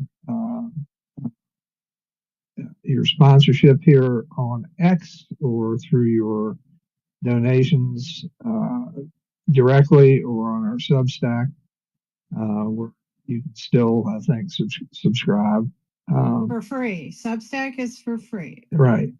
But you can still pay if you want that, right? Stop it, Chris. That's just going to add Do confusion. it now. No, just okay. It's free on Substack, even though they Yes. still take my $10 a month. Okay. Well, I know, but that's your fault.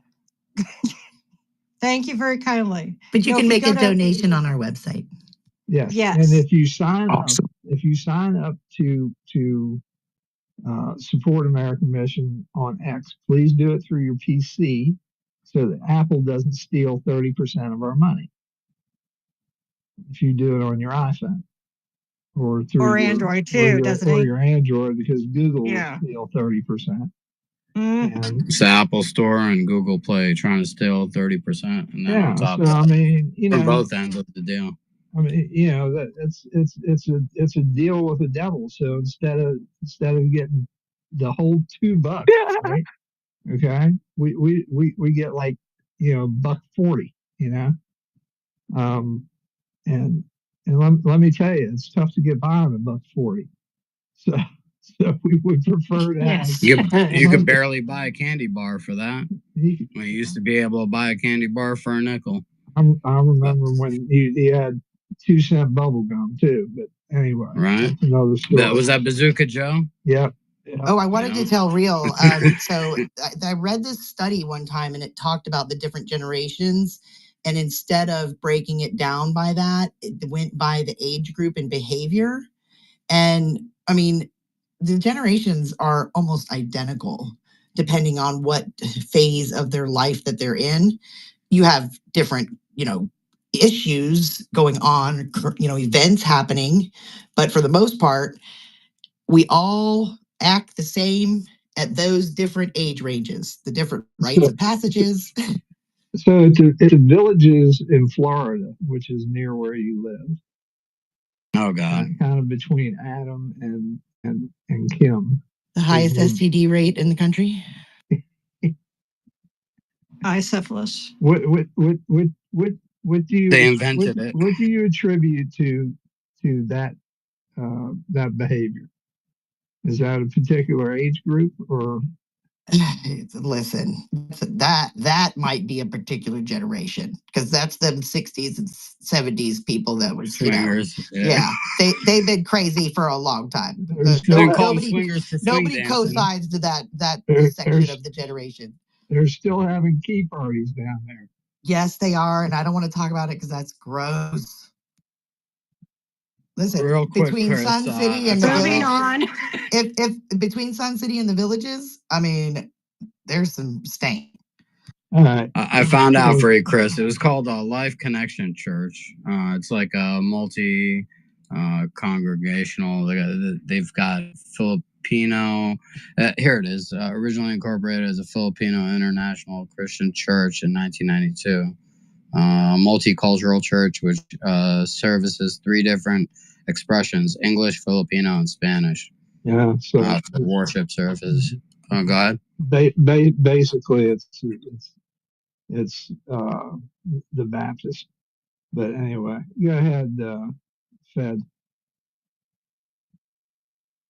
Yeah, I don't know. Yeah, that's the Baptists are big missionaries over there. That's not to say that there aren't other missionaries, but that's who's doing that kind of stuff mostly.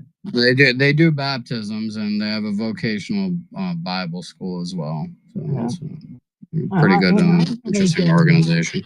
I don't have anything against the Baptists, but the Catholics have a big Filipino representation, unlike Indonesia, which is mostly Muslim. So, Fed Up, go ahead. Oh, just real quick, some good news I just saw. I thought was funny. Cornyn down there in Texas has gotten so desperate, taking pictures of himself and posting them in front of Trump Burger with his thumbs up, acting like he's a big Trump guy, and praising a poll that showed him 16 down to Paxton, saying, "Oh, we're coming back," and Paxton's gotta be worried at this point. And he's down, and Paxton just responded, "He's been in there for 40 years, and he's praising a down 16 poll. We're gonna mop the floor with him." He's gonna mop them, bro. Easy peasy. Hopefully, we just got to make sure that we got to think of the same thing. The 2024 election. It's too big to rig. Always, we got to make sure we get everybody out there to vote. Texas is a damn mess. And we have. Oh, it is. We have stores on our website. Thank you very much. The stores we have a clothing store, and then we have a store full of tchotchkes where you can get yourself a really nice phone case or a frisbee, a Whammo frisbee, high quality original Whammo frisbee. I can test to that. Good quality.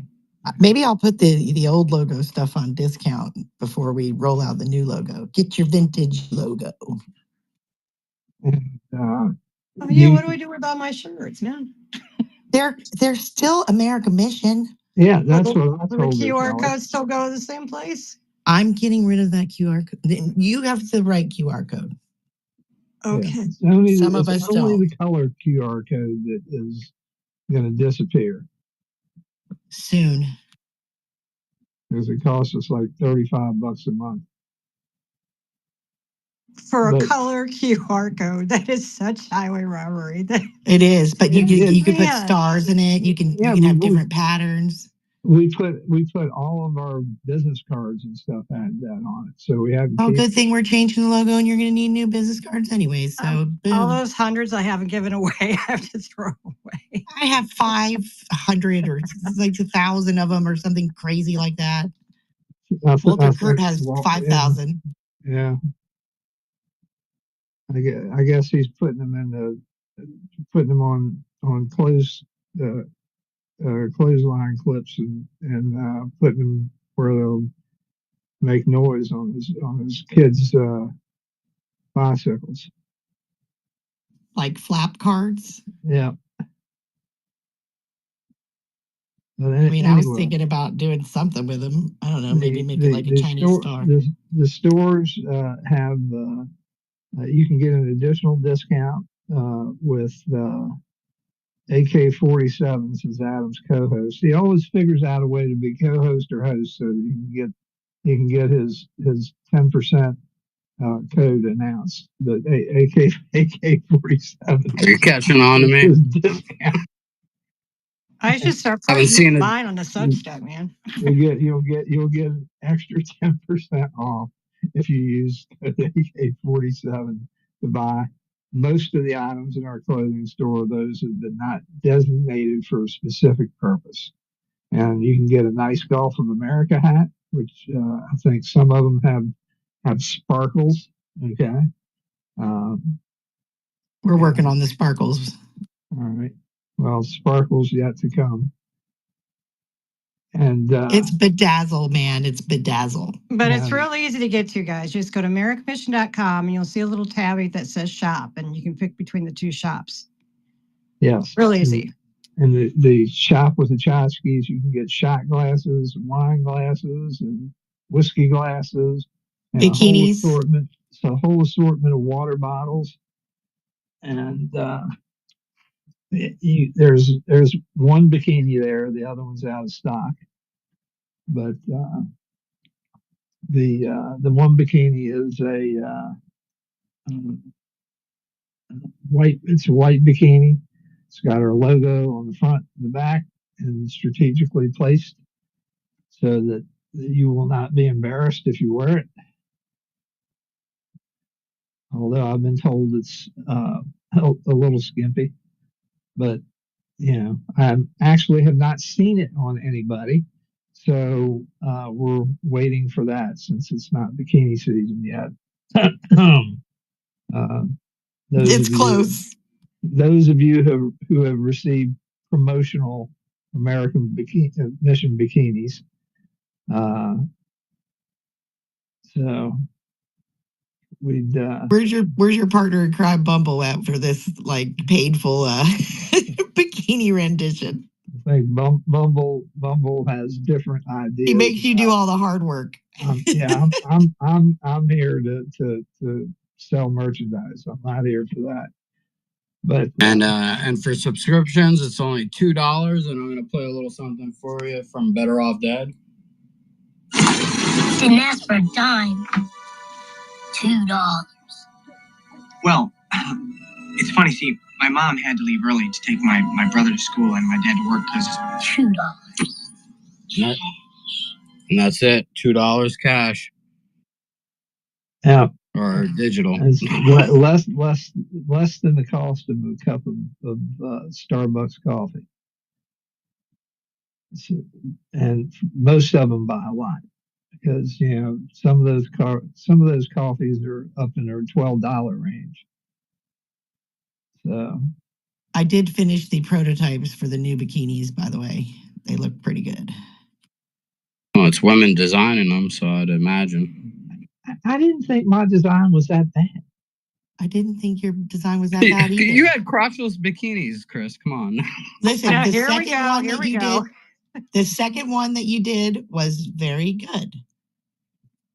Now this one is, I mean, I'm still keeping with your concepts, just putting the new logo on there and the new tagline. Are you doing this on the Chinese site or on the? No, I'm not doing it on the Chinese site. I'm in Canva. Well, you have to send me new logos to put on the other one, or you can do it yourself.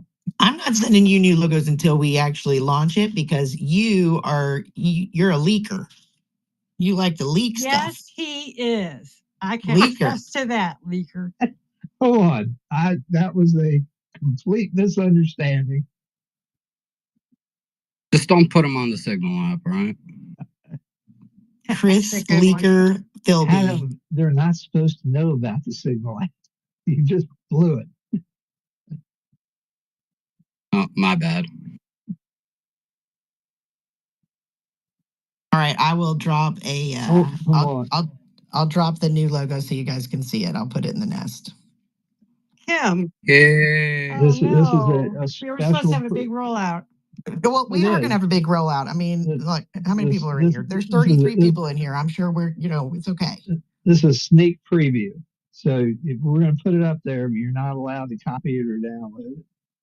And no judging. Okay, so you say. I mean, if you want to copy it and download it and like spread it everywhere, but by all means, have at it. So is our trademark on there? We're waiting for our official launch. So, I mean, I just gave a hint in the. We can wait to see it. The image that was used by Kelly for today's mission. Yep. Our daily newsletter is a bit of a sneak preview of things to come. It's also in the chat. And the purple pill. What? Okay. What, Kim?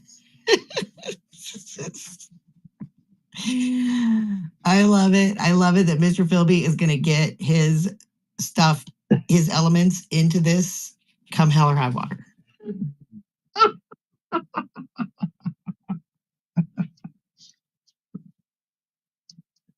And you know I'm right. See how he's giggling like that? That's what I just called him on his bullshit. I sit through these meetings. I'm entitled to have one tiny little thing. Okay. Oh, here we go. This is the passive aggressive Chris. Go ahead. Yes, come on, bring it on. That's all you contribute. I don't contribute anything. See, there we go. There we go. I just show up. There's a passive aggressive. Yeah, let's get the Catholic guilt in there too. Come on. Yeah, let's get some gaslighting. I got bitched at everybody by everybody at church for not showing up to the volunteer dinner, which I have never attended in the quarter century that I've been going to the church. And I told them, I thought, I'm not a volunteer. I come to church on Saturday and I do a little bit extra, but I don't consider that volunteering. Other people come and they do, lots of stuff that, they take out of their normal schedule. And, that's not something I've done. So, I show up for Holy Week and 4 masses on Christmas, plus my weekly mass. And, I don't consider that being a volunteer because I'd be there anyway otherwise. Go ahead, Sally. I was going to say that when you sell your bikinis, you need to be able to do mix and match because not everyone is an extra large top and a medium or small bottom. So they need to be able to be purchased separately. Just a FYI. Yep, we're working on that. That is definitely a new functionality that the women were like, maybe we should do that. Yeah. Yeah, especially for the big booty Latinos with the itty bitties, you know? It makes sense. Oh, that's racist. Stop it, Anna. I took, Oh my god. I took care of the several people who had different size needs. So the ones that had a different size top and a different size bottom were accommodated. Yes, they were, Chris. And also scrunch butt. Please put a scrunch butt option in some of them. Scrunch your butt. butt. No, I wrote it down. Scrunch butt. What's that? They put a little elastic band Right? right in the crease from the top of your pants. So we're kind of like, you know how it has like a little That's my new scrunchie? pod name. It's a little scrunchy so that it kind of like, instead of having a flat butt, it allows you to have apple bottom pop butt.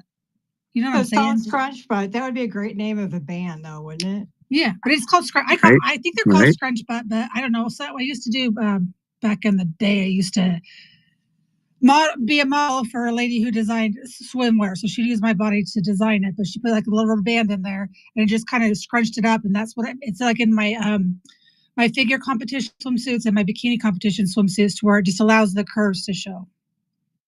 I remember scrunchies were like the little things that chicks put their hair up. Scrunchies are not a word; they are an R. They are.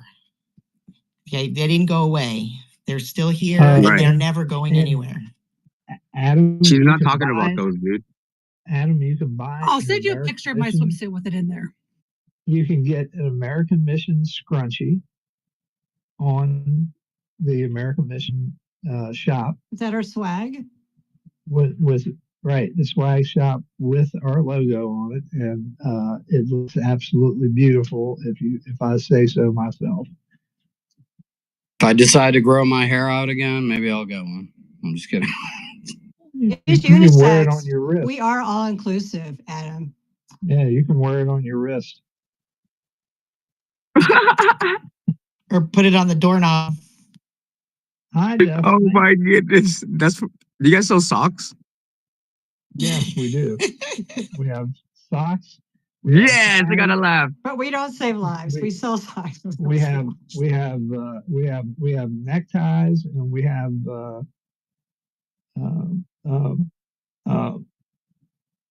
do you sell bras? Add to cart. Yeah, we have a sports bra. Yes, we do. And actually, I can attest to that. It's very comfortable. Chris went a little crazy on the Printify, okay? So we pretty much have like any kind of product you could ever imagine with an American Mission logo on it. Hey, if you don't accommodate people, then you can't get into their money. You can't. They won't take a crowbar. Very true. That's very true. You should get Scott Pressler to model your hair scrunchie. I bet that Great would be marketing. Great. Oh, Great marketing. that's a good idea. You really should have the crunchie. Scott would need like 3 of them. That's all right. We're gonna have to rebrand the entire store now. That man has hair like a horse's mane. Yeah, we're gonna edit a little bit there, Chris. See that this will give you a nice excuse to not have to put all the logo on every single item that you have out there. We can go, oh, you know what? Maybe we don't need that. We're gonna have a classic line. Oh, okay, there you go. That's awesome right there. Do you guys have the tees yet? Because when you guys design the women's tees, I want to help. Like, there's a thing that when a lot of people design the t-shirts, they don't taper them, right? So some women who are well endowed in the upper area then have a smaller waist. When you wear a t-shirt, you just look big and frumpy. So you need to figure out how to make them a fitted tee, right? A little bit looser up top, and you know how you tapered, fitted. You know what I'm talking about? Yeah, we have. We have those women's and men's tees. Yeah, I was gonna say those women that are well endowed aren't allowed in women's bathrooms anymore. All right. No. Many. We are very fortunate that we have. I didn't talk about the penis, Adam. I was talking about the boobs. My goodness, what was down the top? Is it time to shut down the stream? 7:15. It's right on like clockwork. We have. Oh my god. We have many items that are.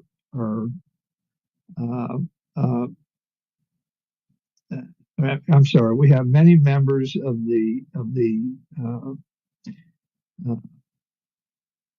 fairer sex Careful there, Chris. Be real careful. Oh my God, he's walking out of the line. Are have different situations, and we're going to endeavor to accommodate all of them.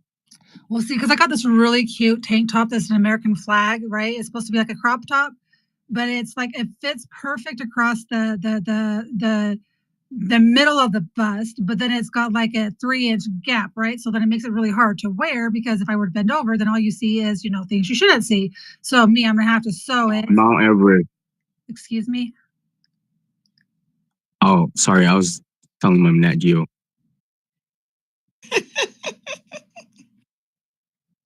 Yeah, So Destiny, how are you? What's coming up on the Mike and Destiny show this week? I don't know what we're doing. We always pick it like the day before, and so we should be deciding real soon. I don't know what we're gonna go with. We'll see it. I would imagine it probably is gonna have something to do with the Qatar plane gift, and probably something along those lines. Hi, Destiny. No government. Hola. Hey, I need to talk to you about your side hustle t-shirt business, because Carla is ready and she can do everything they can do, and it's made in the USA stuff. Hell yeah. And Sally, if you're interested in creating t-shirts, we definitely need people to help creating t-shirts, so you can come to one of our meetings. So I put up in the nest a link to where the various ways you can help support American Mission. It's Make America Your Mission. So we can help you make America your mission. And I want to recognize that our good friend Cheney is in the space. Cheney, understand you endeavored to take a long trip to be able to meet with the upper echelon of American Mission. I freaking love Cheney, and I feel like Cheney and I need to do a space together talking about a whole bunch of cool woo-woo. Yes. Listen, Jen and Cheney and you, like, if we could do like a crazy woo-woo conspiracy Q, like, because it's all coming together, that might be a mind bender. Well, we've been talking about podcasting, and so we were talking about maybe something for one person in particular, but we don't want to limit ourselves. So having maybe 4 or 5 women on a panel that looks way the opposite of the View, and looks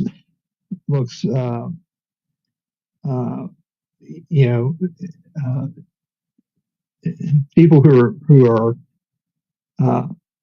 intelligent and thoughtful, and people whose minds are able to discern truth from bullshit, and on top of that, we're very fortunate that all American Mission women look gorgeous, so we don't have any issues there. Matter of fact, we probably wouldn't even need makeup people. That's how gorgeous you all are. So, way to bring it home there, Chris. Thank you. Do people have makeup artists in this industry? Because I would really want one someday. I mean, we know people. Well, Sally, you were in the modeling business for a while. The easiest thing for you to do is, if you're close to a mall, which I know they probably don't have a lot out where you're at, but if they do, then you can sneak down to the mall, and people at the makeup counters at the mall have like nothing to do. And so you can go in there and like buy a lipstick, right? And they will give you a complete makeup. Why did I never think of that? Because I could go to a MAC store. Except for they've kind of gotten Yeah. weird with their makeup and kind of wild nowadays. Yeah, and you go in and they'll put on your base for you and a little bit of blush and give you, if you got a tattoo you don't want, then they'll take care of that, cover it up, and you'll be good to go, and you can. I was being really facetious. I do appreciate that though, Chris. I hate getting ready. That's the only thing I dread about doing a live stream is that I have to curl my hair, put on some makeup. It takes me like 10 minutes to do my makeup, and that's probably what I'll still continue doing because it's just easier. But I appreciate your advice. Yeah, you can always like get you a little bandana to wear or something like that and make it your trademark. But anyway, go ahead. Or a paper Kelly. bag. Or like Tim Pool and wear a beanie every day. It's weird. Yeah. Ooh, beanies will be cool. That dude going to the White House in a beanie and a sweatshirt. That was so funny. His interview with the beanie on. I was like, really? Come on, dude. We know you got a receding hairline. If LeBron James has Bald to as deal with it, fuck. you have to deal with it. Oh, Destiny. I also saw the Tim Pool episode recently where they were talking about the pole shifting. That, like, now I get Yeah, it. you saw Now that? I get it. Now I get it. And You I'm get like, it now, right? because like when you were telling me when you were talking about the sun and you were monitoring the magnetic field and all that kind of stuff, and I was like, well, I've heard that, the poles can shift and nothing can happen, right? And then this guy's like, no, they're not talking about like the north goes to the south and the south goes to the north. It goes from the equator goes to the north and south 90 pole. degrees. Yeah, so Florida would be where Maine is right now. So we're fucked. And we're totally screwed. We're totally screwed. We're gonna be fucked. Like, I'm aware that, like, the Catherine Austin Fitz interview on Tucker Carlson recently, and then along with Space Suspicious Observers with Tim Pool, those have both happened in the last 3 weeks, right? And that's like a lot of information for people to like absorb, but that's like information I've been sitting on and dwelling on since 2019. And then when COVID happened, I was like, oh my God, there's legitimately like a threat. And I think this whole thing is a scam to drain the global economy to fund mitigation efforts for whatever the threat is. Right. And then Catherine Austin Fitz is like, yeah, $21 trillion. We built underground cities to protect ourselves from this coming cataclysm. And then like William Shatner goes to space and he comes back and he's like, oh, the coming cataclysm. And I'm like, what the fuck? And now people are catching on. I'm like, yeah. Get your tinfoil on.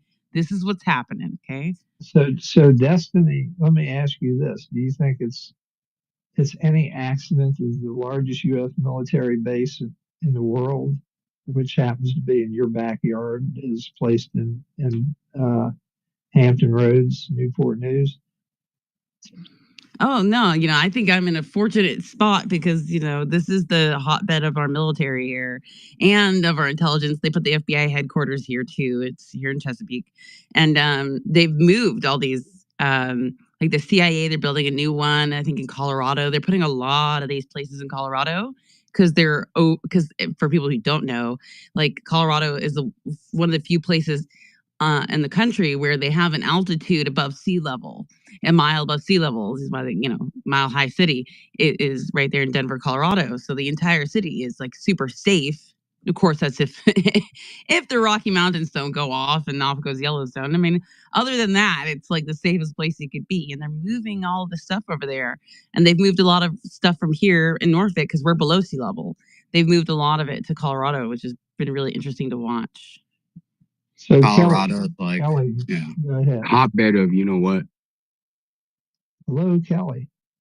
I was just waiting for it to calm down because this is like a little off subject, but we do stream to Pilled, as you know, and I just want to do a shout out for the Greenbeards because they just rated our stream, bringing 16 people along to hop in our chat. So I really appreciate that.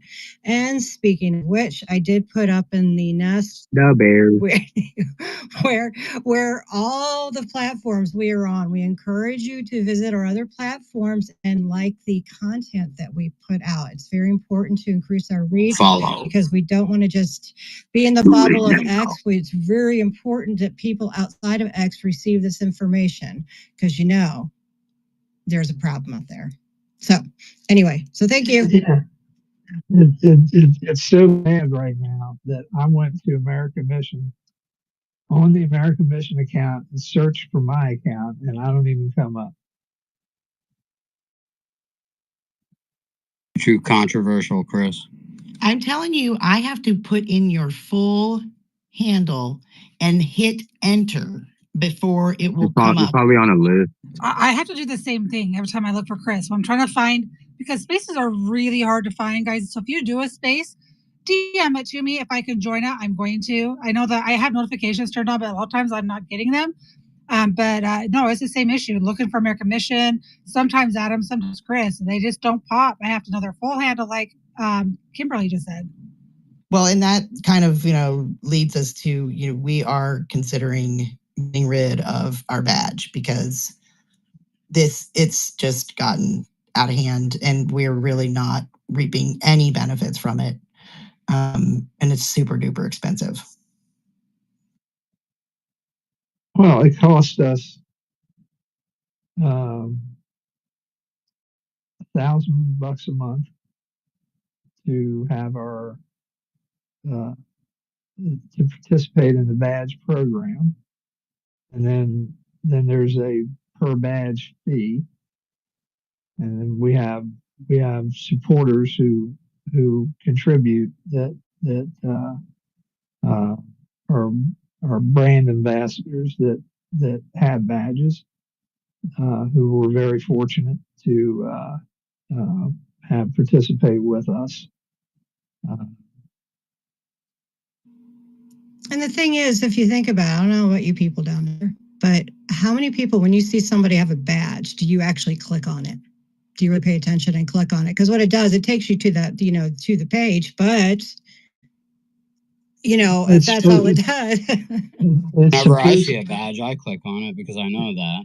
Well, you do know that, but and then I follow the association or whatever. And that's great, Adam. That's you. That's great. And it would be, 100. best practice. But for the regular Joe, I'm just saying. Well, it's supposed to increase engagement, and since I didn't partake in the badge program.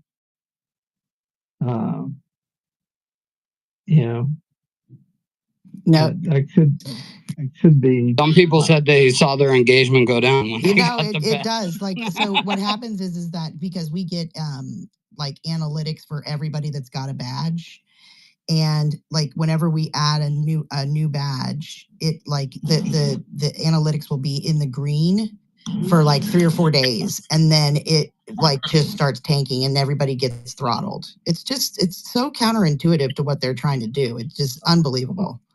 If we weren't shadow banned and search banned, it would be, perhaps that would, have more meaning for us. But I think I want to recognize our good friend Augustus has joined the stage. But before we do that, Cheney has her hand up, and well, before we go to Cheney, I did want to say, because Augustus, he worked his magic and was a big part of how the new logo looks, and it is up in the nest if you want to click on it and take a little peek. Yo, what's up, American Mission? What's up, Chris? America, Kim, Adam, Destiny, Michael, Cheney, Kelly J, Sally. Yo, you guys are the best. Thanks for having me. Thanks for letting me be a part of the process. And it sure does make me feel like I'm a part of the family. So just want to thank you guys for that. Right now I'm working on a logo for something else I can't talk about. It's top secret, but you will all be seeing it sooner or later, and you won't even know I did it. So I love creating, and I love listening to this conversation. Here for the juice. I'm loyal to the foil, and we are the tip of the spear. Let's go. That's a perfect segue for Cheney. Yeah, thank you, Augustus, for sure. And even I like this new logo now. It's would love to hear everybody's thoughts. I approve. I just first time seeing it myself. But yeah, that looks pretty badass. So that David and Goliath. David is in that moment when he has released the rock and doesn't know what the outcome is going to be. It's that moment when you have to stand fearless with your decision. So that's why we did it. Jen came up with this concept. She's like, I don't want anything patriotic. I don't want any more eagles. I don't want red, white, and blue. I want something that says, you mother effers better get your butt together because we are coming.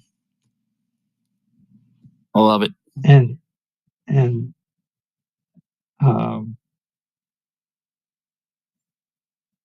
St. Michael's on the cutting room floor.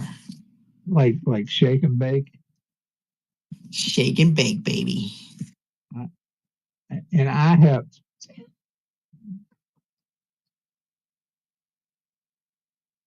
I think he's going into apoplexy. Yeah.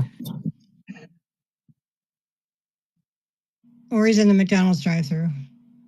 Apocalypse. I can't even repeat the word you just said. You know what I'm talking about. Apoplectic? Yeah. An epileptic seizure? God damn it! Not epileptic. Not apoplectic. Apocalyptic is what you said. Yeah, I know. Apocalyptic is the end of the world. Epileptic is seizures. And apoplectic means indifferent. So there's one that's in the old romance novels where they would faint off or have that's apoplectic. Apoplectic. That's what I was trying to say. I just learned what apoplectic means. I didn't even know that word existed. It's overcome to the point that you've essentially phased out. It's too much. Down south. I would have failed that spelling bee. Yeah, down south they used to call that the vapors. But, yes. And you need smelling salts, which apparently that is like a thing now. So that's been a thing for weightlifters. Yeah. Go ahead, Janie. I thought the vapors was when you actually had the shits. I thought that's how Southern ladies said it classy. Like, ooh, I've got the vapors. I gotta go. I thought that was what they meant by it. I didn't know it was. No, Southern Belles say that. The fainting spells. And totally back to the topic of the $21 trillion. In my contrarian, if the government wanted to trap us into something, they would have to convince us that they built it for the elite. When I think two things are happening. One, the government's taking credit for something that was already there, maybe built by an empire older than ours. And two, I think they have to kind of the narrative of doomsday and how it's slowly shifting. If there were any people that survived their plan apocalypse of us with a whole bunch of fake vaccine epidemic and not enough of us took that shot, the rest of us that were left, they probably want to lock up so they could have the earth for itself. And so I would just think the way to convince us in there would be hey, you guys, we built this for Hillary, but look she's dead now. This is for you. And we're yay. And now we're all trapped in a silo. Like the conspiracy on conspiracy theory type deal here. I love it. Yo, Cheney, have you seen that show Silo? Yeah. Yes. That's where I'm how would they convince us to go in there? Essentially, it's just like us walking into a vaccine. How would they ever convince us of that again? Why would we trust the government? They'll push you in there. The book series is really good. The book is better. Have you seen Bulldozers? They'll do it.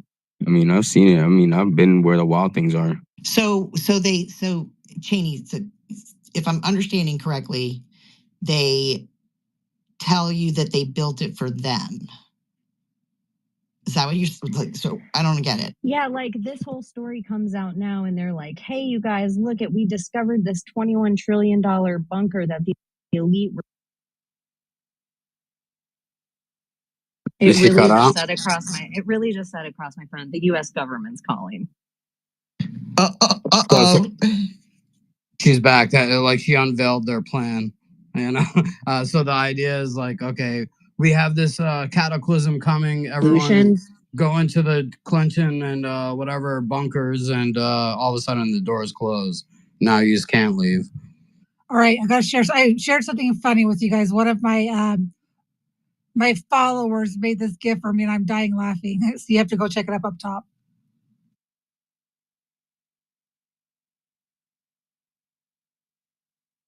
That's hilarious.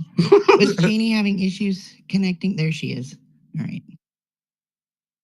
It was so weird. It was like for real. It said the United States government is calling across my phone when it cut me out. Isn't that strange? You just, just hung out with Jen and Dustin, and now you got the U.S. government calling you. Okay, yeah, I don't know what part it picked up or didn't, but yeah, I just think they kind of like already have the solution planned for the problem they create. And so why would you ever trust the government again? Would you take their vaccine? Would you go into their internment camp? But maybe if they told you they built it for themselves, then you might be inclined to be like, oh my gosh, a comet's coming. Let me go where the king was going to go. It's interesting. Damn it, like Cheney. Now you got me not wanting to get in the bunker. It's real. I don't think get in the bunker. Listen, I'm ground zero. When that shit comes, I want to be one of the millions and millions You know that how doesn't close feel North a thing. Korea is to us, to LA, for instance? North Korea can shoot us with a nuclear bomb if they wanted to. If they wanted to, they could Hiroshima us. It's real. They just don't have the firepower. Bro, we got reverse engineered aliens. Exactly. They're too dumb. That's why they can't even get off the ground. But then they're attacking the TMZ. Have you seen it? They can't. Watch NHK News. Watch NHK News for once. Yeah, they can't. Just All I'm saying. saying is this: is that if Southeast Asia is our month, but nobody cares. I get spit on for having COVID. Apparently, that's stuff. Shut up. North Korea can't hit the broadside of the barn door. So exactly, because they're dumb. But Iran can give them their fuel. CIA. Exactly. So Cheney, are you trying to say that they're gonna use the reparations argument to get people to go to these bunkers?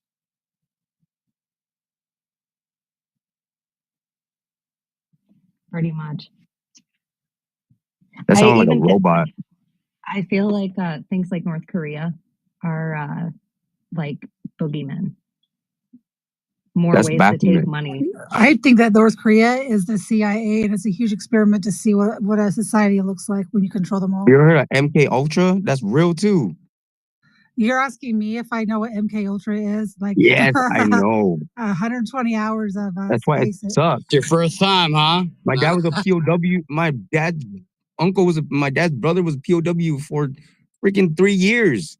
Who knows what they did to him? Go look at communism in Vietnam and what they do to South Vietnamese generals. I was being a smart aleck. I've done 120 hours of spaces on MK Ultra. There's 150 sub projects. There's all kinds of, and it still is continuing today. And I do know lots of victims, and lots of victim spaces where they talk about their experiences, whether it be SRA, whether it be Monarch, whatever. You take your pick. It's live and it's well. So I was being kind of a smart aleck. Chris, do you want to take over this space, or Adam, do you want to take over this space? I got to take a shower before our meeting.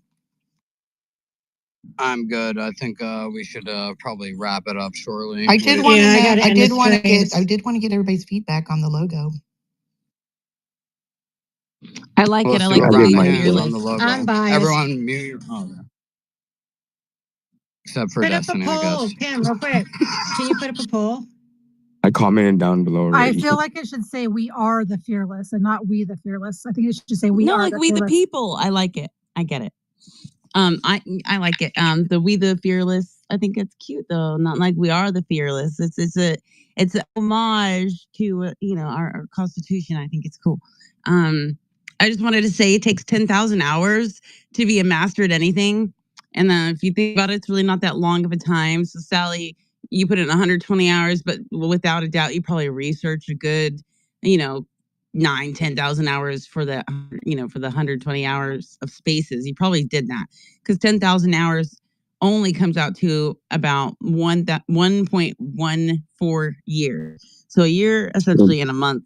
to become a master, which means, since I've been researching COVID for 5 years now, that I am the smartest person on earth, obviously, when it comes to COVID. So just want to let you know I'm not a physician, but I am apparently, according to literature, a fucking genius, because that's like 50,000 hours. I was a CNA, so I saw what people did in healthcare.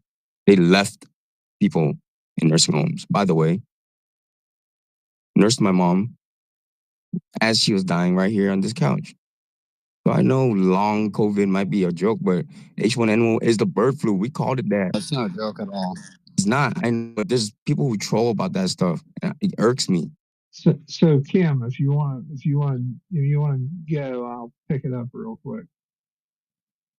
All right, perfect. I did So put the are we poll. not ending its space? Because we were going to end it at 7. I know. I put the poll on the comments on the logo. Go do that.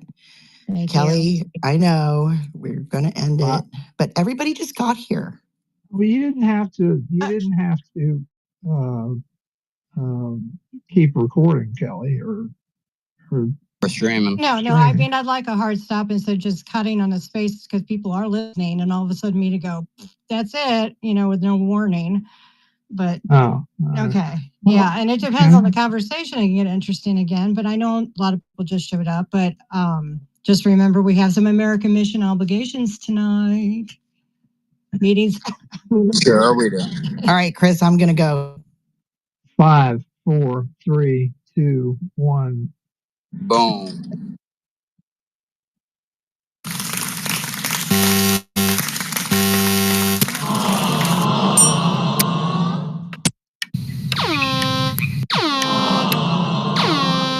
Are you boom or boom?